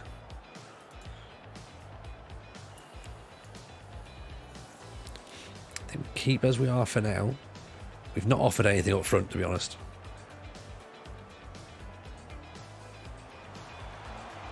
So we can burst out of our shape and go a bit more attacking if needs be. Yeah, he's just getting nothing, isn't he? Kirk and Roberts. Free kick, surely. Oof, he just wants the paycheck, doesn't want to run anymore. Agreed, Johnny. He just doesn't fancy it, does he? Yeah, let's move him out the squad. Embleton goes flying in. That'll do, overhit. Okay, let's hopefully just see it out to half time. I'll take 0-0. I'll take 0-0 right now. I know it's shit and it looks horrible, but I'm happy. Striker is absolutely getting bullied. Ross doesn't fancy it, so let's maybe bring on Sims, because Sims has also got a bit of pace about him as well. Strength of 14. So what we need to do maybe is start to move that back now so we can go into our normal shape.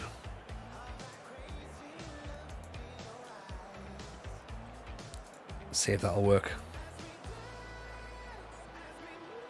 AP.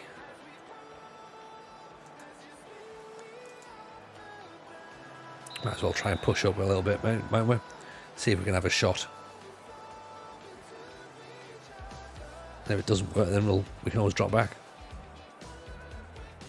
Had a ball that's gone over the halfway line. That's almost a shot. Kirkin's on a 6-4, starting a flag. Armad's on a 6-3, not having a great time out wide. Pritchard puts the ball in.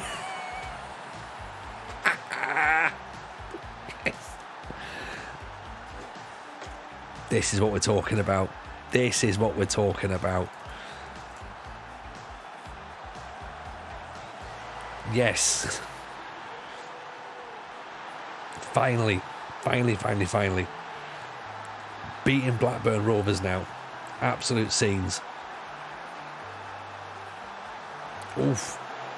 Brilliant block. Defensive breakouts are working well. They're getting there.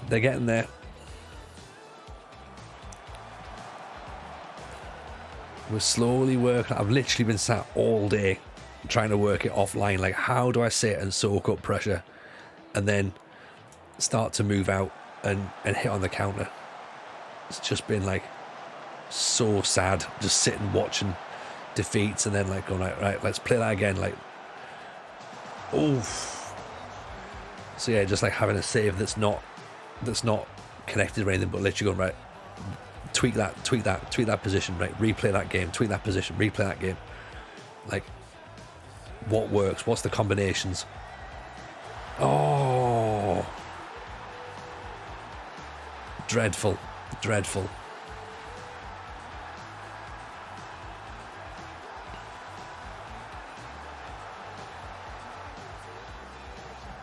Parsons got to do better there. Got to do so much better. Gave 29, welcome in, appreciate the follow. Very kind. Yeah, low block, hit on the transition. That's the way to do it.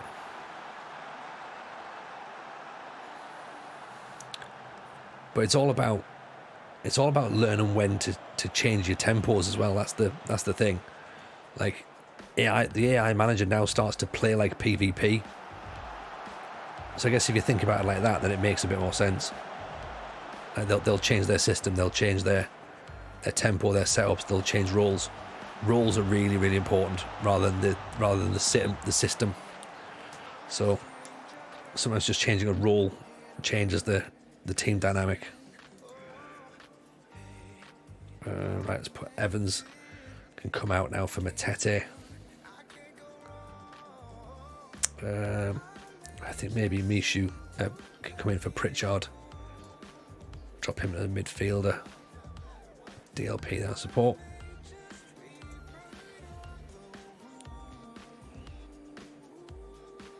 Actually, no, just central midfielder on support.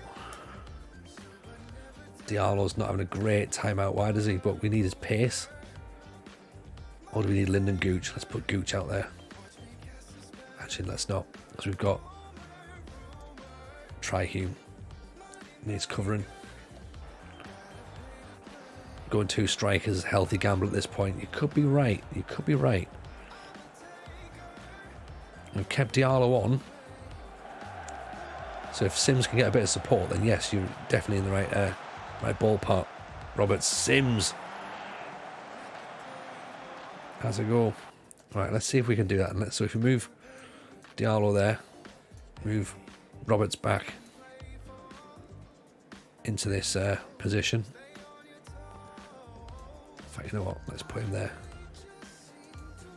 Make him a Mazzala so he can go out wide.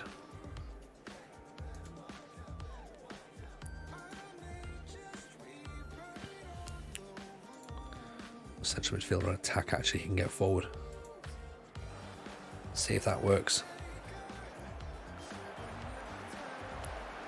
Give Sims a bit of support. Hurst off the post. It's risk reward, isn't it? That's the thing with this. Certainly this season, it's all about risk and reward. When's it worth rolling the dice? When's it worth just dialing it back in a bit? Hedges with a good effort. Like, I think if we give it to 85 minutes, if we haven't got a shot, then it's not been worth it. But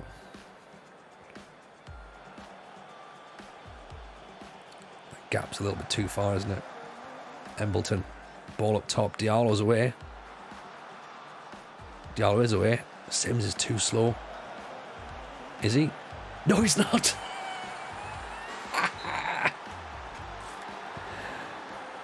Oh, he's disallowed it. Can't believe it. Oh, so close. So close. Unbelievable. That would have been absolute scenes, right? Diallo pings it over the top. Ellis Sims away again. Takes it wide, puts it high. Ref did indeed get us hoping for a minute. Got us massively hoping. To be fair, they're pushing up. Diallo's away again. No.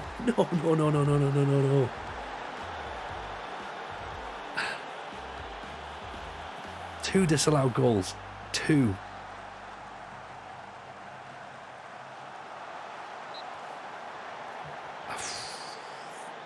Blackburn are gonna win this, aren't they? Blackburn are gonna win this. Come on, get the ball up. Just ping it long, Patterson. Because they're not defending the long balls.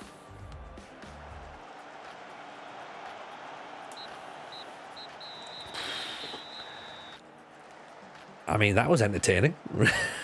That was pretty good, wasn't it? Can't believe that. 2 disallowed goals. 2 disallowed goals. I thought at least one of them was legit. Surely. But we're moving. No, we're moving. Right. Same again against Burnley, really. And you know what? The goal we conceded was crap as well. So everything else was pretty good. We'd have taken 1-1 at the start of the match, wouldn't we? If someone had said you'll draw this 1-1, you'd be like, all right, yeah, cool, I'll take that. If someone then said you'll draw it 1-1, but you'll have 2 disallowed goals in the last 5 minutes, you'd be going, no, surely not. So yeah, is this us? This is us, yeah. So 4 of our last 8 goals have come from inside the 6-yard box. We're getting 1 touch from 98 in our penalty area. That's leading to goals, so that's pretty good. Opposition goals from shots in the penalty area is just 1 from 45 inside the area. So defensively, we're really tightening up. Our touches to shots conversion is very good. And we're getting the ball back quickly. And we're getting it in the defensive third central areas. We're using the left wing a lot, which is great. Negative-wise, we're taking a long time to score. When we are getting the ball, we are scoring. Most of the time we're shooting from distance, though. 1 in 45 attacks has been from Lyndon Gooch. We're losing the ball a lot. Alessi's losing it a lot. Okay. Some interesting stats there, isn't it? Hang on. Hold a team meeting to lift everyone's spirits. What planet are these guys on? This is a great run of form. Don't understand.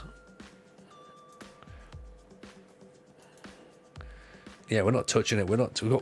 So we've got 1 unhappy player, and it's Mishu, right? But he came in and he did something quite decent. He rocked up. He did a bit. That's fine. He'll be playing. We're not touching it. A line. Chat, we've got a line. Look at this. Oh, I feel like a real football team now. Same thing happened, a second yellow card. Could peek on Burnley's report and analyse to prepare better. We could, even Jesper, by the way, welcome in. We absolutely can. What are the lines? The lines are an understanding of your players, so it basically means that there's good connection with those 2 players. So the more green lines you get, the better. Was this us? No, that was them. Look how compact they were. Really good. And we just basically gave the ball to Alessi and said, do what you want with it. Okay, so second yellow card sent his save through. Okay, that's interesting. That's very interesting. look at this. This is good. We're moving our passing up to the central areas now as well. So I think the report hasn't arrived yet for Burnley. It might have done. It might have done. It'll be in our...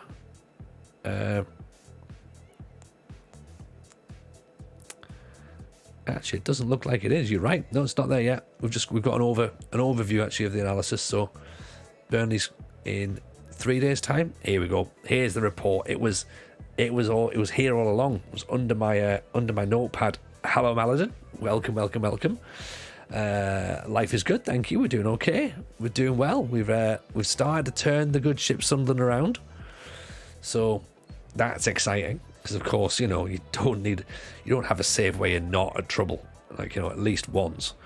So we're starting to get there. We've just got a draw against Blackburn, 1-1, massively shithoused it. We should have won 3-1. We had 2 goals disallowed in the last 5 minutes, and we took the lead. And Blackburn would have been pissed off if we'd have won that. So again, Burnley are kind of going to do the same, I think, as what Blackburn did, but obviously they're sat in a 4-2-3-1, which sort of plays a bit in our favour, really, because that's sort of similar to how we're going to play. That's not what we want. Team report there. Again, I've pressed a button. Right, the team report is not liking it tonight, is it? There's more analysis report, probably there is, but for some reason the reports just aren't quite. Look, there we go. Right, next opponent. Analyst report, stat pack, scout report. Right, last match. That's their last match.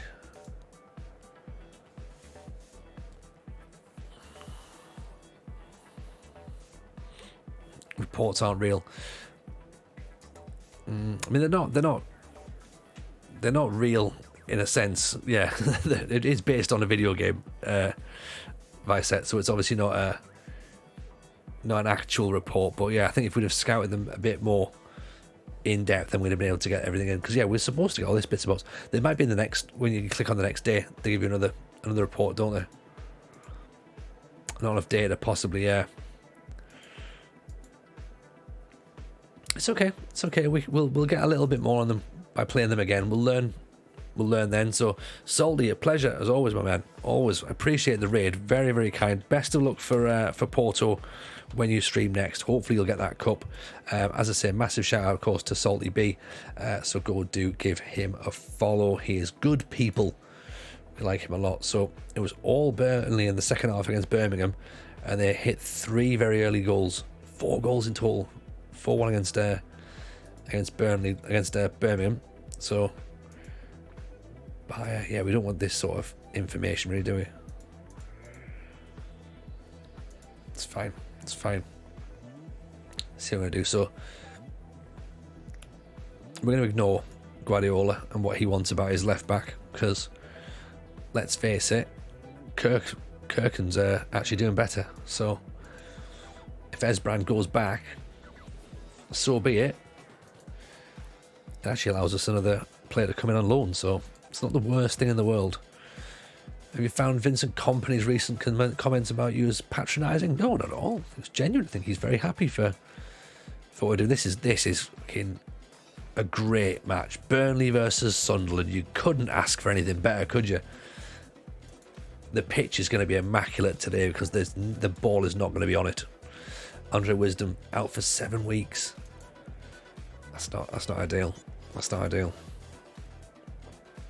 Patterson's doing well in training. Well done, Patterson. Okay. Let's see. We'll start defensive again, because obviously Burnley are sat up at the top there. They're sat second. We're in 16th, so we are slowly making our way back up. Burnley, of course, very happy in that top 2 positions. So,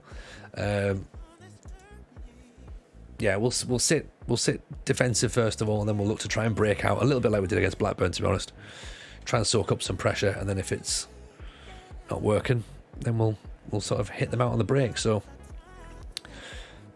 they're saying positive rather than balanced.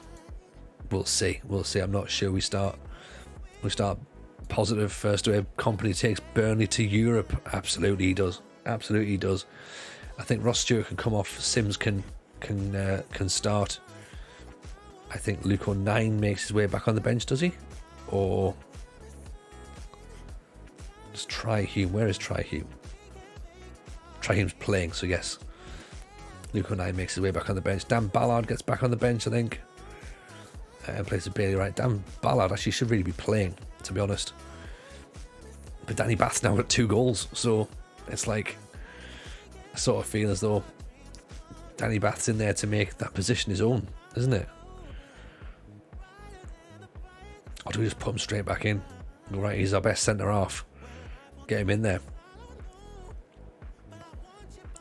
Diallo's not really having a great time out wide, so I think maybe we can. I should play him as an inside forward. Maybe he can come inside a bit more, help out a bit. So let's try that. Dan Neil can go back on the bench as well because he was pretty handy when he came back on in place of Ross Stewart. There you go. I know it means we haven't actually no. Ross has got to stay on the bench because we need some sort of striking option. So Dan can wait this one out, I reckon.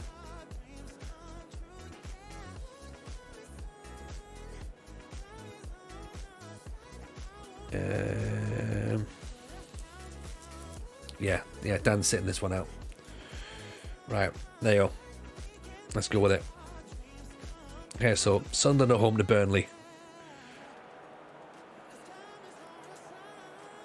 This is what the Sky Bet Championship's all about. It's going to be a great game. Great game for the neutrals.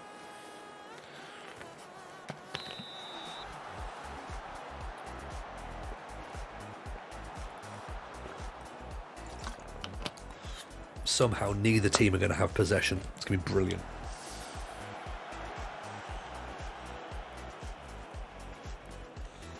Okay, throw in there. Headed by LSA. Nicely blocked. Kirkin gets it away.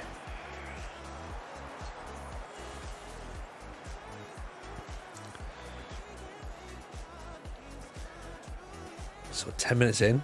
Free kick, Brownhill. Floats it up. Embleton, Alanga. Here's Ahmad. Diallo. Away. Away. Quick. Just stops. Why's he stopped? Apparently Roberts picks it up though. He's going to have a go. Drills it across. Drills it across the face of the goal.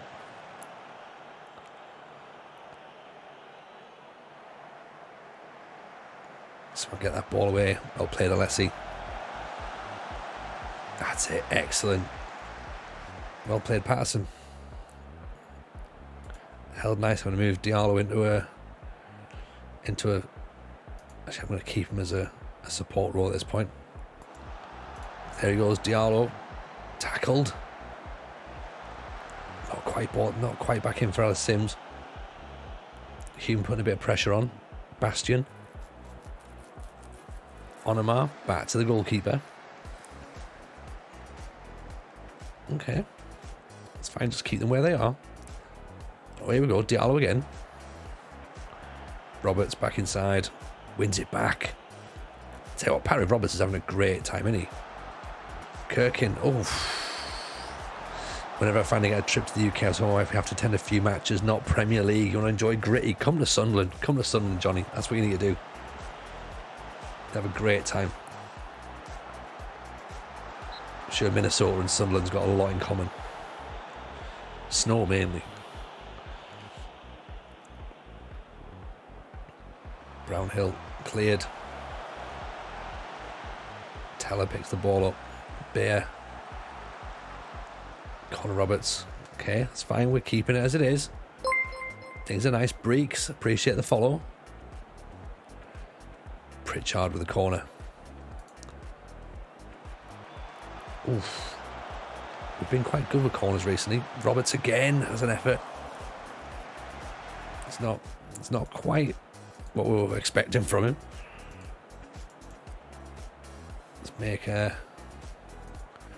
Diallo go attacking at this point now. We'll go positive as well. We'll sort of push up a little bit. Okay, balls over the top. That's fine.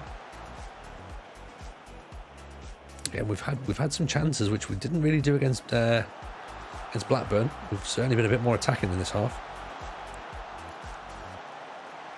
Roberts with a good tackle. Watch Barrow League 2. They're building possession-based teams in League 2. Nice.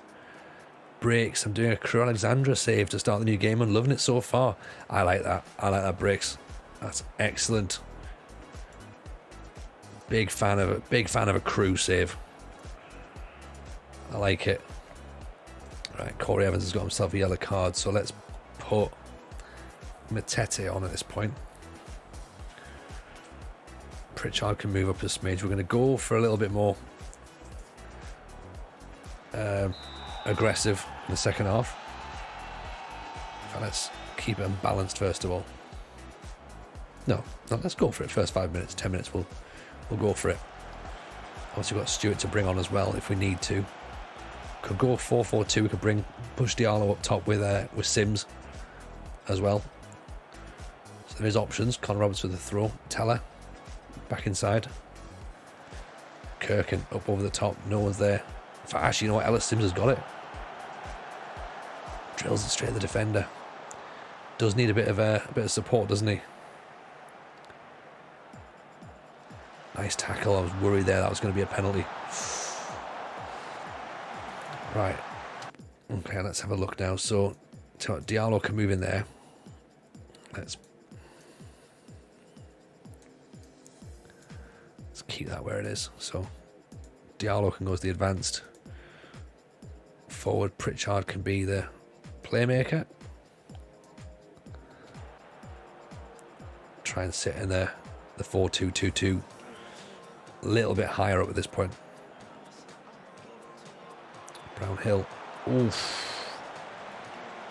Ends on the bar. Ahmad's not doing it, is he? He's not having a nice time. Don't know whether to bring big Ross Stewart on at this point.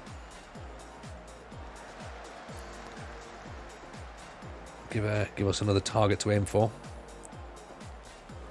Nice ball over the top. Patrick Roberts is away. Puts his foot on it, pulls it back for Kirkin.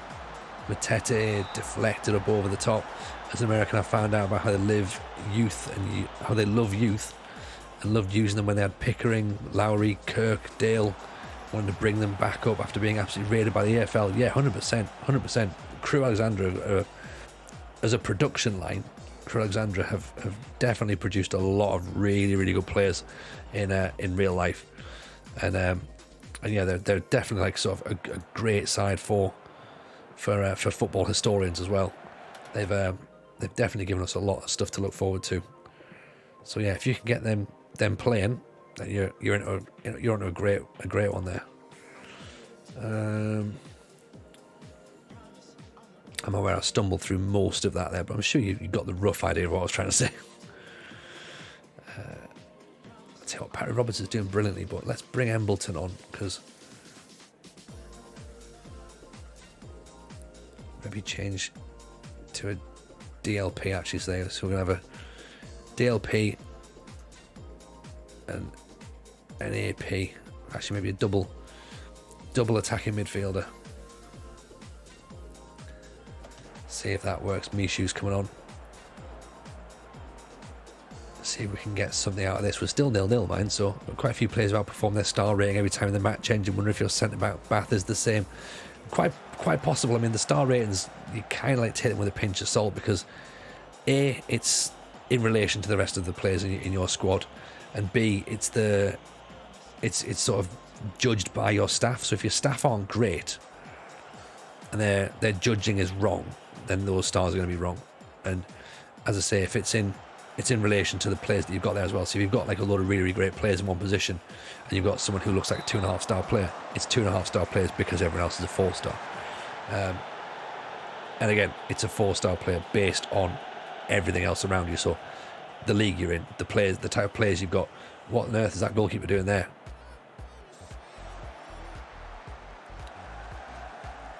Good ball. It's headed away. A little bit of pressure now, isn't there? Right, let's just put our foot on the ball, boys. We don't need to do anything silly now. So let's play for set plays. Be disciplined. Just calm it down. Right. Nothing else we need to do. Keith the MC, welcome in. Appreciate the follow. This is what we expected from Burnley. Big long balls. Smashing the ball left, right, and centre. Bayer headed away by Alessi. Brownhill with the effort. Corner. Ball's away. Ballard hooks it away. Can we get a 0-0 draw here against Burnley? Be well happy with that. Johnny D, I've kind of picked up Sunderland from the Netflix series a few years ago. I think a lot of people have, to be honest, Johnny. So it certainly brought them a new supporter base. So yeah, if you're a fan of suffering, then Sunderland are definitely a team they'll be right up your street. Great ball there for Roberts. Back to Kirkin. Ball's played down the channel again to nothing. At this point, oh, hang on, here we go. Denver Hume, still not Denver Hume, is it? It's Tri-Hume. I'll do that until he leaves, to be honest. Keith the MC, evening all, came across the podcast on Spotify. Thoroughly enjoyed it. Keith, thank you very, very much for that. That's much appreciated, genuinely. We're delighted that people are enjoying the Football Manager show. As you know, of course, available every single Wednesday, myself and RDF. 3 episodes in. There's certainly now a bit of stuff if you want to binge on it. So thank you very, very much indeed. Straight Edge TV, welcome, Chief. Nice to see you in. Hope life's treating you good. Appreciate popping in your stream the other day. So again, chilled out vibe. We've got some dulcet tones going here. You got some dulcet tones on yours. Give Straight Edge a bit of a follow if you can do, guys. Look at this. This was perfect for the neutral, wasn't it? One shot on target in the entire match. This is what we're talking about. Picking up points steadily at the moment, Tony. This is what it's about, Kev. Just grinding it out, innit? Wraith, a pleasure to have you in. Thank you very much. We'll see you soon, hopefully. As I say, we're back on Friday. So if you're about Friday, you can come and hang out with us again. But like I say, appreciate you coming in. It's very, very kind indeed. What are the finances looking like? They're not looking that great, to be honest. Jacksu, we've got £54,000 left in our transfer budget. We've got a tiny bit of wage budget left, to be honest, so not much. I think a loan is probably what we can look to do. I think league rules say we can have one more loan, so we'll try and do that, I reckon, and see how we get on. But at the minute, starting to believe. I'm worried we haven't got enough strikers, though. We've certainly got any strikers coming through the youth. So striking options are what we're going to have to look at going forward, and maybe if we might have to sell somebody just to make a bit of squad space. So we'll see how we get on. Appreciate it, says Straight Edge. Heard you got the sack. I did, mate. Yeah, Arsenal sacked me within about 3 months. Done very, very early on. Not playing well. But this has started, and again we had a bit of a bad run here, to be honest, as well. And I was starting to go, this is going to be terrible. I mean, look at that. Lost the first match, won the second match of the season, then nothing for nearly 2 months. 4 defeats on the bounce. It was getting like a bit worrying. Possibly job insecure. Then we've changed things up again. 4-2-3-1. Here we are. 3-2, 3-0 in the bounce, and then we've drawn these games, which Wigan we should have won. They're sort of like down below us, but Blackburn and Burnley, we've properly grind those two out. And Blackburn, we actually had 2 goals disallowed, so we could have won that 3-1. So we're up against Luton now, so we'll go back to the 4-2-3-1 and push them up, and hopefully we'll try and get a victory,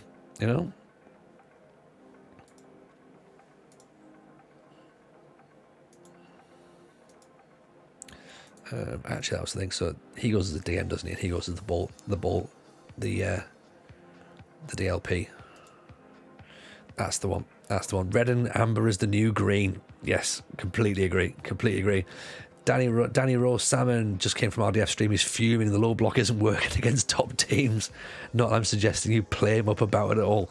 I mean, I'll be honest. We've said earlier on tonight, I had it working against Chelsea. I've beaten Chelsea on my offline save with Villa. I have we've done it tonight against teams on stream. Blackburn and Burnley, of course, who are the top teams in our division, I guess. So that's worked quite nicely. So it can work. It can work. Just maybe. Don't know why RDF's not making it happen. TJ Tactics it is now. Oh, I would never ever suggest myself as that, but yeah, you never know. RDF's been having a mare, great entertainment, even Exploding Carrot as well, by the way. Welcome in.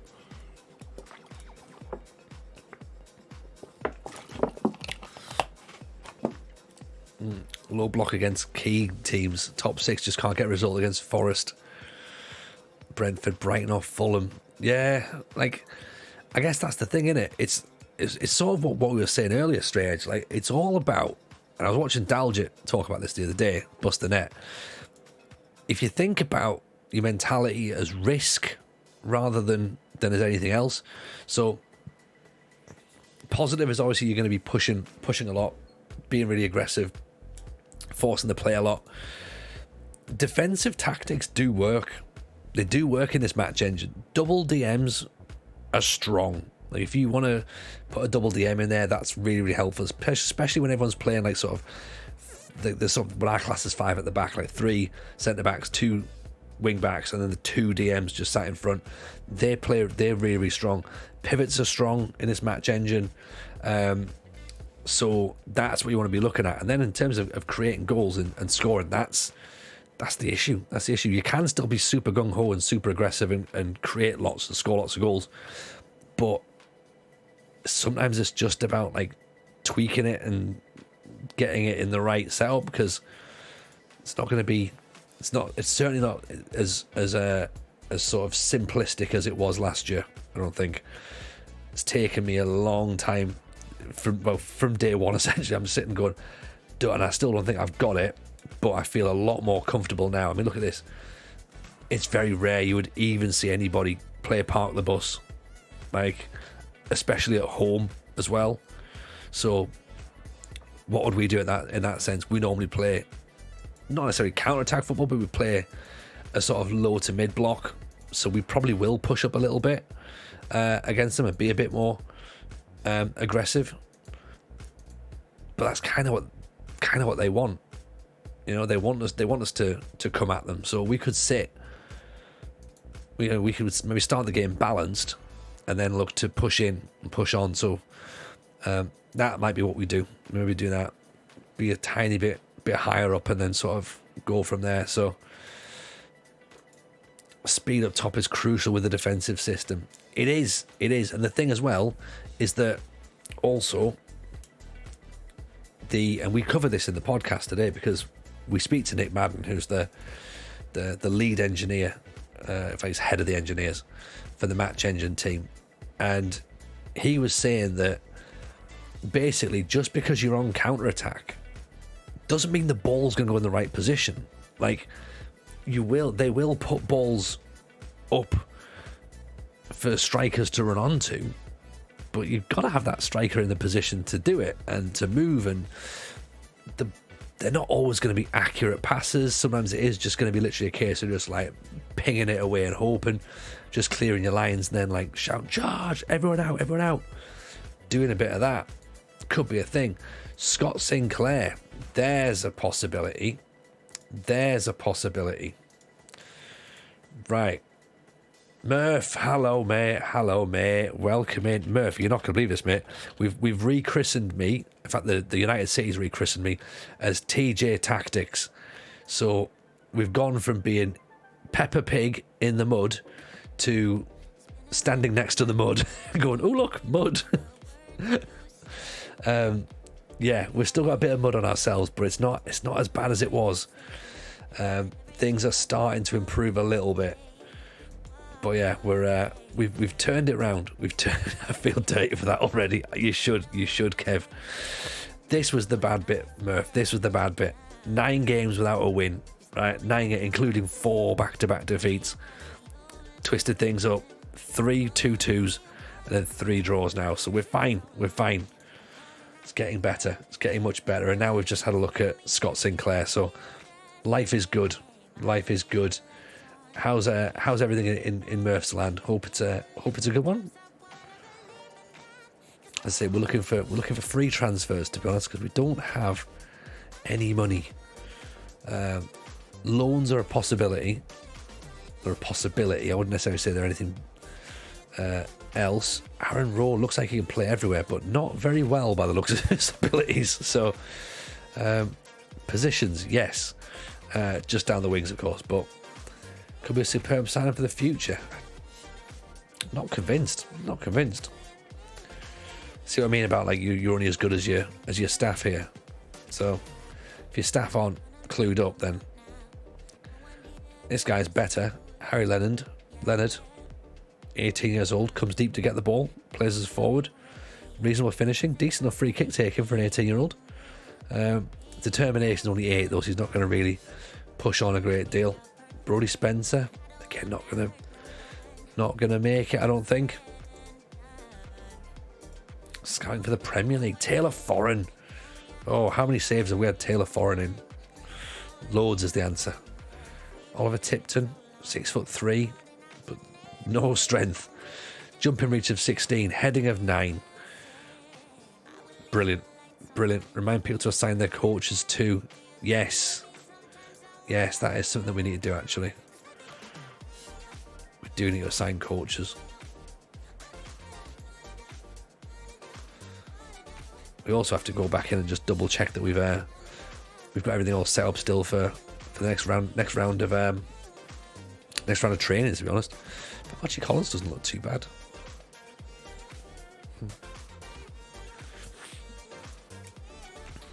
Where are we at in terms of calendar then? So yeah, 2 matches a week. Keep that going on. Is that still 2 matches? I'll keep it as 2, then we'll that, however, is probably going to be this is the World Cup, isn't it? So we can probably dial that back down and have like pre-season training essentially.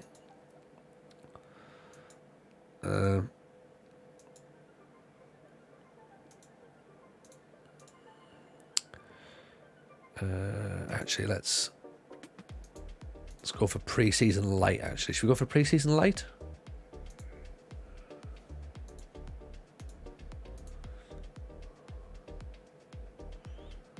Just general pre-season training, just keep ourselves ticking over, get some fitness. Don't want to sort of go too heavy, do we?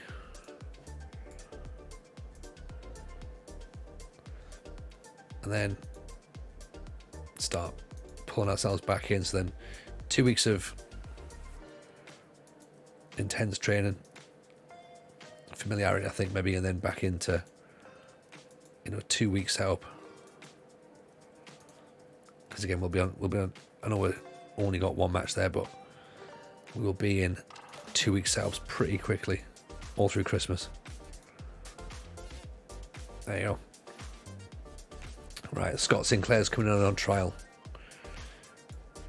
Let's see, could he be the answer? Squad player, but might be past his best. Then he's perfect. If he's past his best, he's perfect. Runs with the ball down the left, knocks the ball past the opponent, cuts in from the left wing. Can he play up top? Finishing of 15. Strength of only 8. Acceleration of 12. Composure of 13. Flair of 15. Penalty taken of 17. I don't know. We've kind of got too many old players, I think, in the fact we've got Quaresma. Is Scott Sinclair a good idea? Quaresma's not really having a great time, is he? Quaresma and Scott Sinclair is a bit worrying. I think Try Hume's starting to get himself into the reckoning. So let's take off loan options. It's only be a save. Sign all the oldies. I think so. Charisma 2 is a great idea. There you go. I hadn't considered that's what you meant, XG. Patterson's taking a bit of a knock, though. That's not good. Obviously, we're still going to play with him because he's our goalkeeper. Ben Williams could be a good player. Diallo, criticise Diallo's form. We could do, yes, my man Zims. How are you, buddy? Welcome in, welcome in, welcome in. Big shout out, of course, for my man Zims Mueller. Give the boy a follow. Life's good, thank you. We're doing all right now. We're steadying the ship. We're steadying the ship. Like, Arsenal wasn't for us, right? Sunderland, we rocked it for a little bit. We made it very rocky for a bit.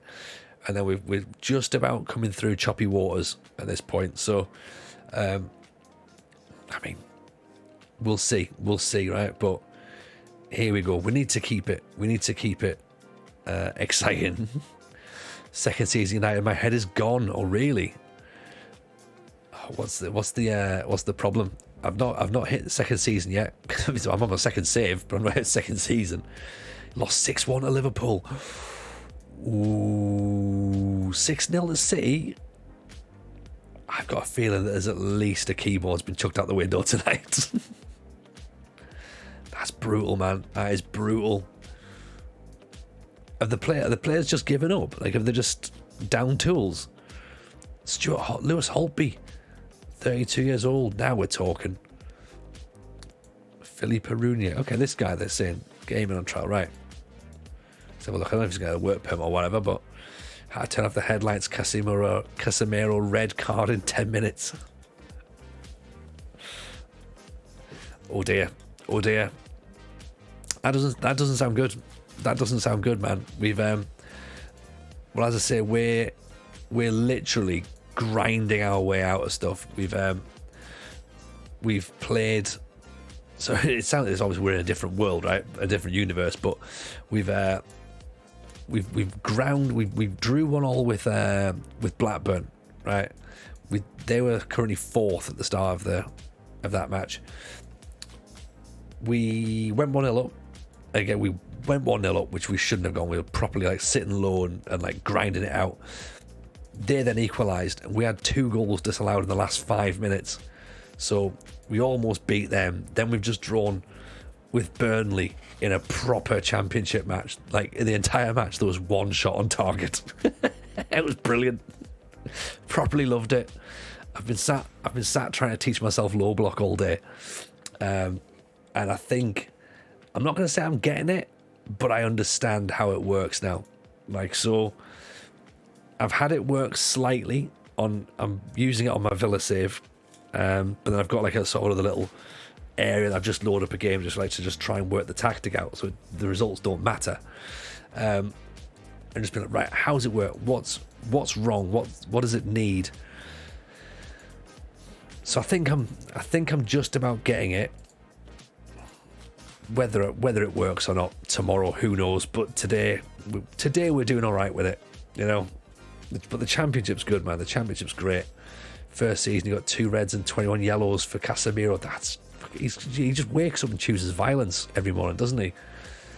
So, okay, so they're expecting a draw away to Luton. Luton have already said they're going to park the bus, so that's going to make for a very exciting football match, to be honest. So they're going to go down the middle. Oh, they're set 4-4-2. Now we're talking. Go down the middle rather than go wide. Okay. Do that. Instructions are there. Positive mentality as well. Could go positive. I think just give it as it is, really, innit? Give it as it is. I may have saved Scummed on stream for something. Viking Dan had a red card in the Europa League final. Cost it for him. Was brutal to watch. Mate, that is painful. That is painful. Jack Clark's coming on for Diallo because he's not having a great time.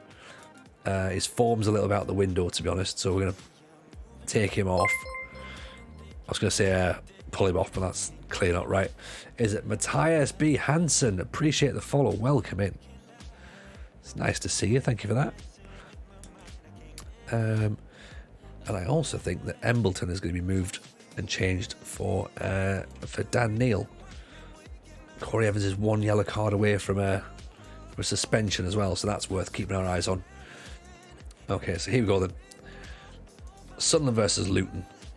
This is what we're talking about. The big match. Big match. That's what everyone's come for. You know? There we go. Everyone's giving you credit recently. Sunderland in blue, Luton in orange.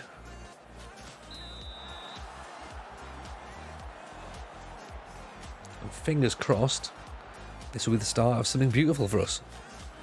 Ellis Sims out for a throw-in. The clash of the shithouses. Absolutely, George. Absolutely. I mean, we've had a shot on target already with an XG of 0.04. Like, that's clearly a long pass, isn't it? Paddy Roberts. Kirkin. I thought he was going to put the ball in there. Decided against it though. Kirkin. He's keeping Esbrand out of the side. Left full back. Win a corner. We actually scored 2 corners as well, which Sunderland haven't scored a set piece all season. Certainly haven't scored a corner all season in real life. Free kick to Luton, unfortunately. Let's go positive there then. Give a bit of encouragement to the boys.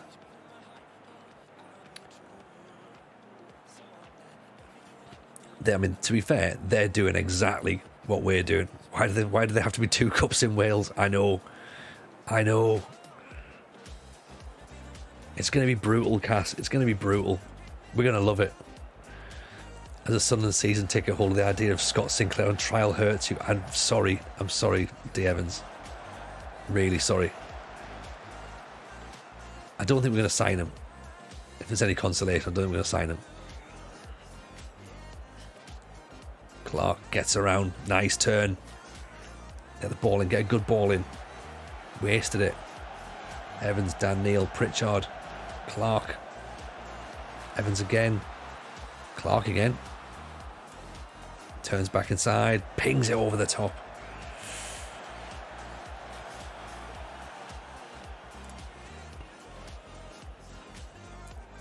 Okay, corner kick coming in. Pritchard. Headed back. Clark again. It's not quite working. Got a super crisp voice. Thank you, Noel Dasker. I do try. I feel as though that's sort of part and parcel of the reason I've ended up in the world of podcasting, I think. So, microphone helps. The microphone helps. It's not just it's not entirely down to me. Some of it is technical stuff as well. Give a bit of credit to the people over at Elgato for making me sound lovely. LS, lovely ball over the top. Roberts decided not to go for it though. Okay. A little bit. Try to work out now as to what we do, to whether we just dial it up a bit. Talk about that risk. Ooh. They were saying about doing a bit of risk. We need to go for something now, don't we? Have we set the set pieces up or just left them as default? No, we have set them up, Keithy. Yeah, we have set them up. But I don't know if near post corners are still OP. Certainly haven't noticed just yet. But okay, so that's. Don't have a right back. Oh, Cass. I'm starting to feel bad, mate. I'm starting to feel bad.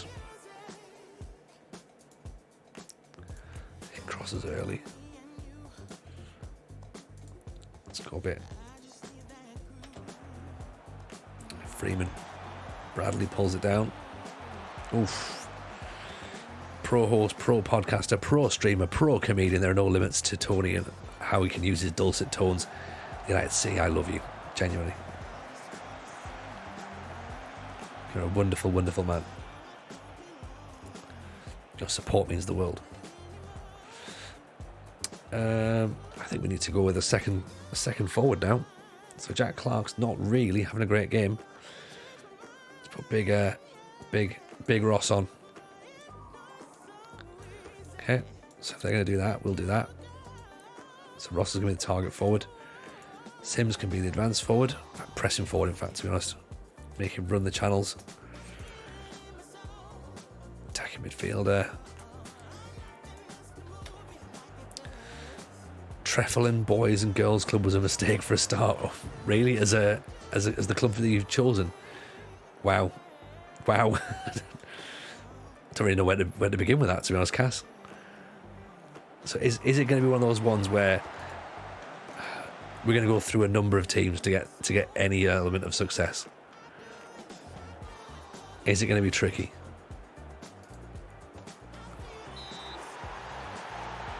It's a penalty. Oh. Luton have done what we've done to all these other teams. Absolute... Oh. I was about to say absolute bullshit, but thankfully not. Thankfully not. We've been able to pass him with a hell of a save. Get the ball clear. Right, we're going to have to go attacking now, aren't we? Alessi for Danny Bath, I think. And you know what? Now it's time for Diallo as well. In fact, put him on, so we've got 3 up top.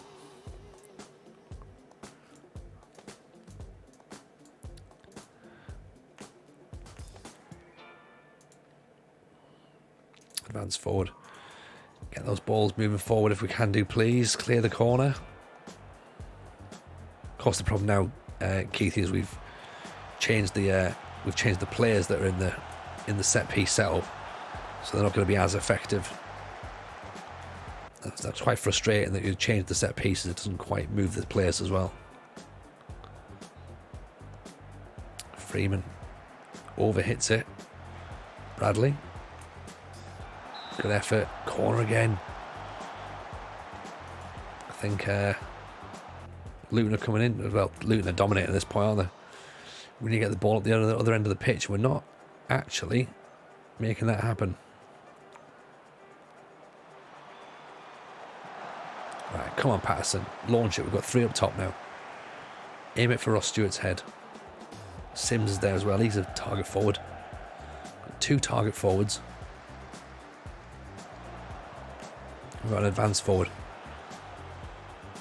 Got to be able to find one of those people to shoot it. Don't give the ball away like that. Wasn't there a feature previously we were able to see your affiliate teams' players' attributes? Possibly. I think it depended upon... Does it not depend upon the... Oh, we've given a second penalty away. Oh. Unbelievable. This is Football Manager to a T, isn't it? This is absolute Football Manager to a T. The one team that we thought we should push up against have done exactly what we've done to everybody else. I mean, they've just shithoused us. I mean, they haven't really, have they? We've not really had much of an XG. 2 penalties, though.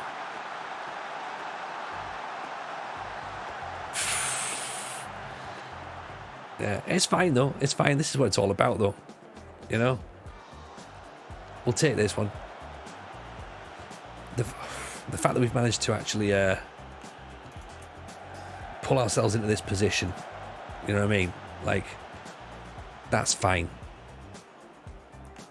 At the start of the stream, we were worried. Last night's stream, we were really, really worried.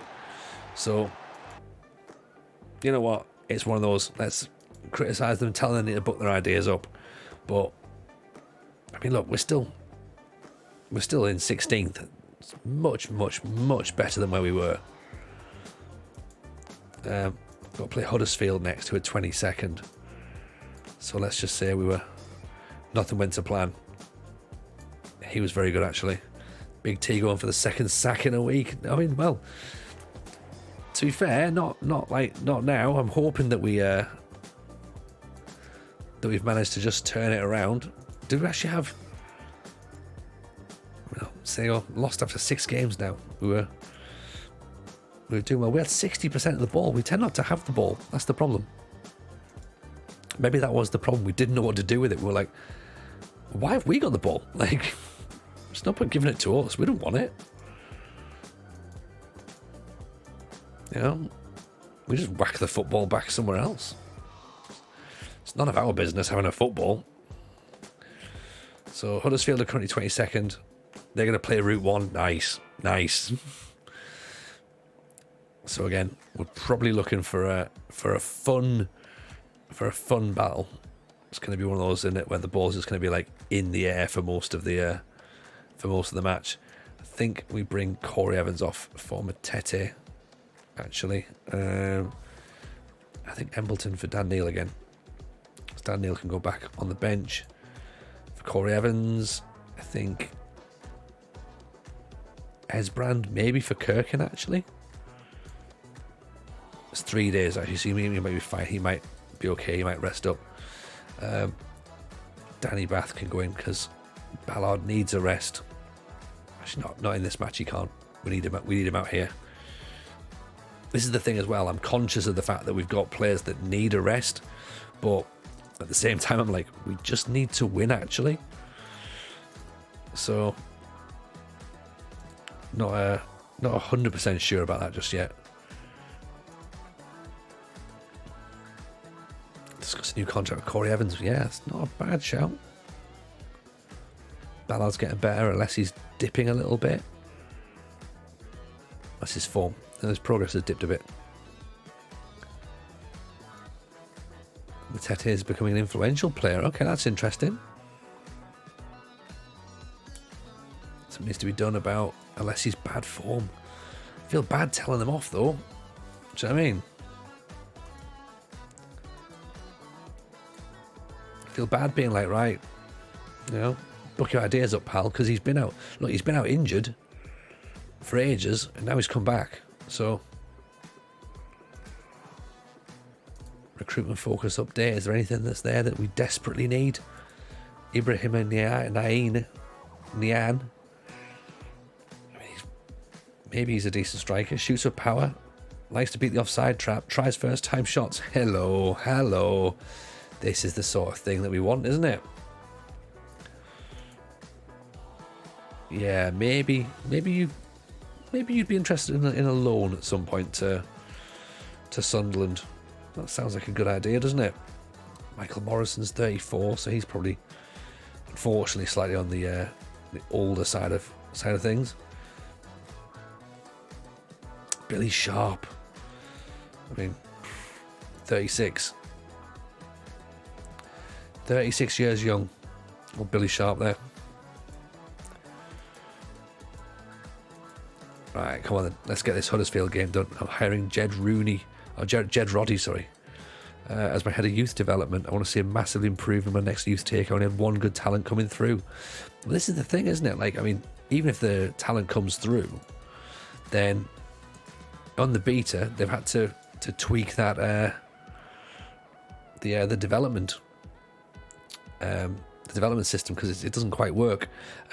This, to be honest, explains a lot. We dominated the first half against Luton and it was all them in the second. We had nothing to come back to change it, so we need to be better against Huddersfield. D. Evans, don't you worry at all, my man. Pleasure having you in. We'll hopefully see you on Friday when we're back. So yeah, come and hang out with us on Friday. So thank you very much for being here.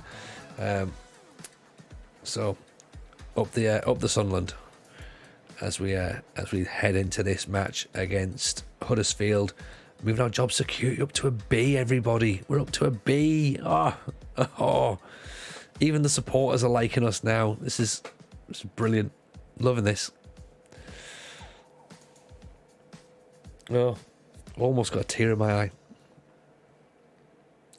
If Jurgen Klinsmann is interested in the Swansea job, I mean, right. Okay, FM. Okay. Yeah, that's a thing. So, board are expecting a draw. Fans are expecting a draw. They're expecting to see Bailey Wright and Lyndon Gooch play. Okay. It's only 5:30 here, not late at all. That's a fair point. That's a fair point, Johnny. You know, we should all just, to be honest, we should all just say, well, look, you know, American time says this. So, let's give Lyndon a go, actually. He can go Dan Ballard. I'm gonna still start Ballard. I'll play Gooch.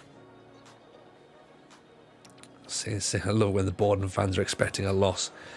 Well, I thought that as well, but then it turns out that when you're Arsenal and even the board are expecting a defeat, then they still sack you because they were like, well, I know we said we expected a defeat. We didn't expect you to lose at the same time. You're like, but that's exactly what you said. So if anything, I've actually, fulfilled an obligation. I'm not sure it's an obligation, but my expectations. As Roberts just miscontrols it. They are playing super wide, aren't they? Those wing backs have got chalk on their boots.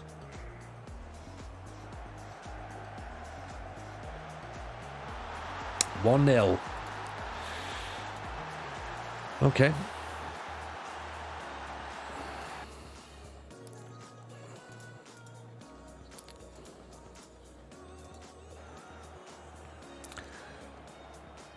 Interesting.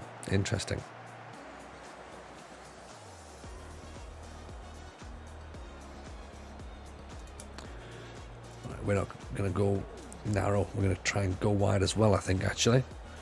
Lovely kick clash. It is, isn't it, Exploding Carrot? I don't understand. Maybe it's for commercial reasons that we're wearing blue instead of red and white.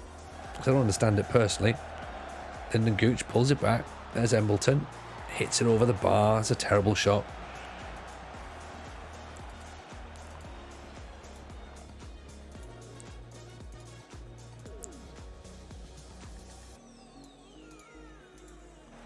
Okay, free kick then for Huddersfield. They've waited till we've made some changes, head it over the bar. That's nice of them.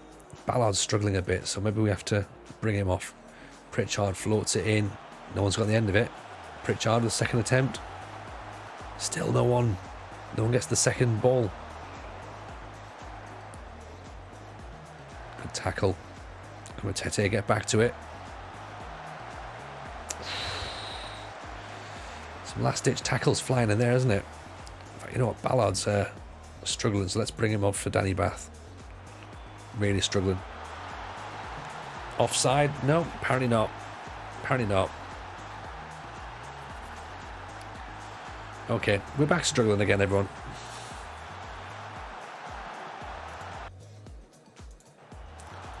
Right, time for a bit more berating, I think. So this is what, Huddersfield now pulling themselves out of the quagmire.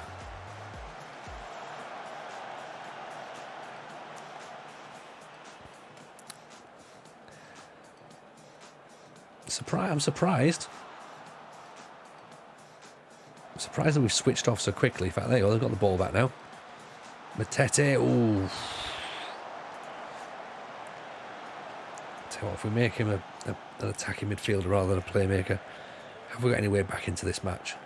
Pritchard drives forward now. As a goal. How am I liking the new FM so far? You know what, Noel Dasker? I'm finding it incredibly frustrating. Incredibly frustrating. The new match engine is great, but my word, you've got to you can't be passive with the game. You've got to literally sit and look at everything, because they want you to engage with it. They don't want you to just sit and sort of press a button and leave it and let it run its course, because the AI manager changes stuff constantly, and yeah, it's just it feels a bit like PvP when the momentum shift changes. So that's really interesting, and yeah, it's just tough. It's just tough. Certain defensive systems seem to be working well.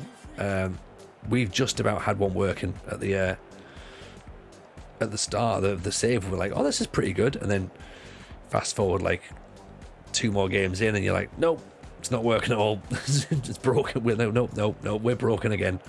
It's not happening. But yeah, it's definitely worth a look at. If you've not ordered it already, we've got a link here so you can get it for £32 and 5 pence. Of course, that's UK money.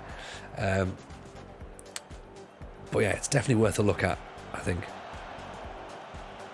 I think I'm going to enjoy it long term, but at the minute, very frustrated. It's been out all week and I've already been sacked once. And I got very close to getting sacked a couple of nights ago. Well, I don't know if I was going to get sacked. The board was certainly getting unhappy. Oh, 2 players just decided not to make any attempt to play the ball there or get their foot on it. Okay, we're going to have to go for a second play up top, I reckon, because Ellis Sims is not able to do it on his own on the top there. Big strong header there, right? Gooch is coming off.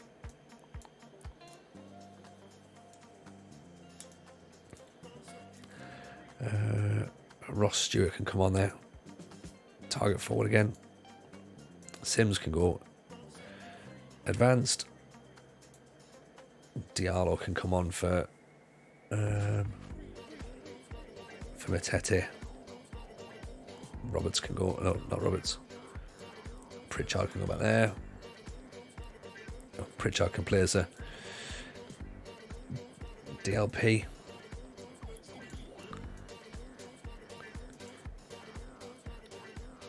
AP on support and then a D central defender. Let's try that. Who did you sign for Arsenal? You got sacked out of interest. Definitely not going to be an Arsenal save, Malden. I signed Bayo, the big 6'5" Croatian striker, who is very good, by the way, but did not do well for Arsenal. I don't think we signed. Oh yeah, we also signed Sabitzer as well. He was like 16 million. So I'm not sure the recruitment was the problem. I think it was more the manager that was the issue with that one. Tactically, we got it completely wrong. Okay, Stewart can't get the ball moving, can he? Diallo's always got a yellow card. Yeah, it's always the manager. Always the manager. Absolutely. We're still learning. We are still learning, Cass. This is the thing, like, you know, if you understand, if you clock the new match engine already, then like, what's the point? Like, what have you got for the rest of the year? That feels quite boring to me. But then again, I'm one for making things difficult, so it's SI's fault for changing the match engine so much. Well, this is the thing, but everyone's complaining, Cass, that nothing's changed, you know, apart from how it plays.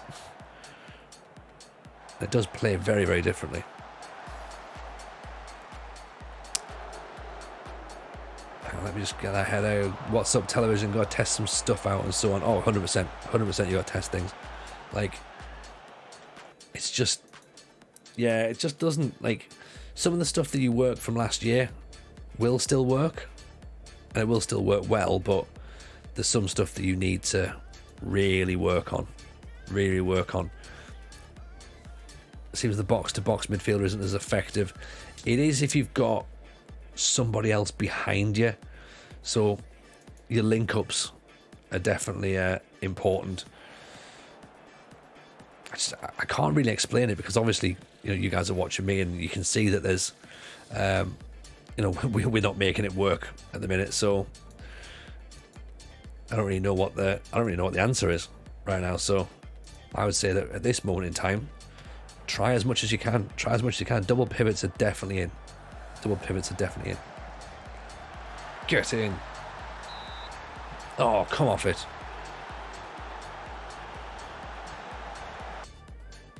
Absolute nonsense. I mean, he is offside, but still.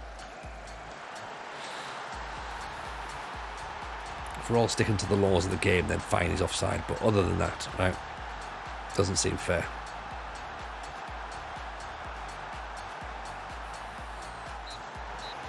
All done. All done. One of those. So two bad defeats back to back. That's not fun, is it? It's put us back down in there. But I'm not concerned. I'm not concerned. I'm seeing enough positive from what we've got. I know it now looks quite worrying, going, oh, things are fine. Things aren't fine. It will get better. It'll get better. Yeah. We all agree that. We all agree. Probably. Fans are pleased. Board's pleased. We're relatively pleased. So that's sort of all that matters, I guess. Really? Let's have a little look then, because I think we've done a decent shift. Mr. Gudger's just starting. Let's go and raid Dave Gudger, because I don't think we get to do that very often. So, because he tends to start early in the day. So, go and give a lot of love to Dave Gudger FM. He's a good guy. We like him. Give him some love. Take care. Boag, appreciate the follow as well. It's very, very kind of you. Let's make it happen. Let's go and get Mr. Gudger's raid on. And is that working? I think it might be. Raid Dave Gudger FM. Invalid username. No, it's not. This FM does bloody Twitch does this all the time, doesn't it? Sorry, everyone. We'll get you sent over there, because I feel bad now that if Dave's losing people. So please all hang about. Go and give Dave some love.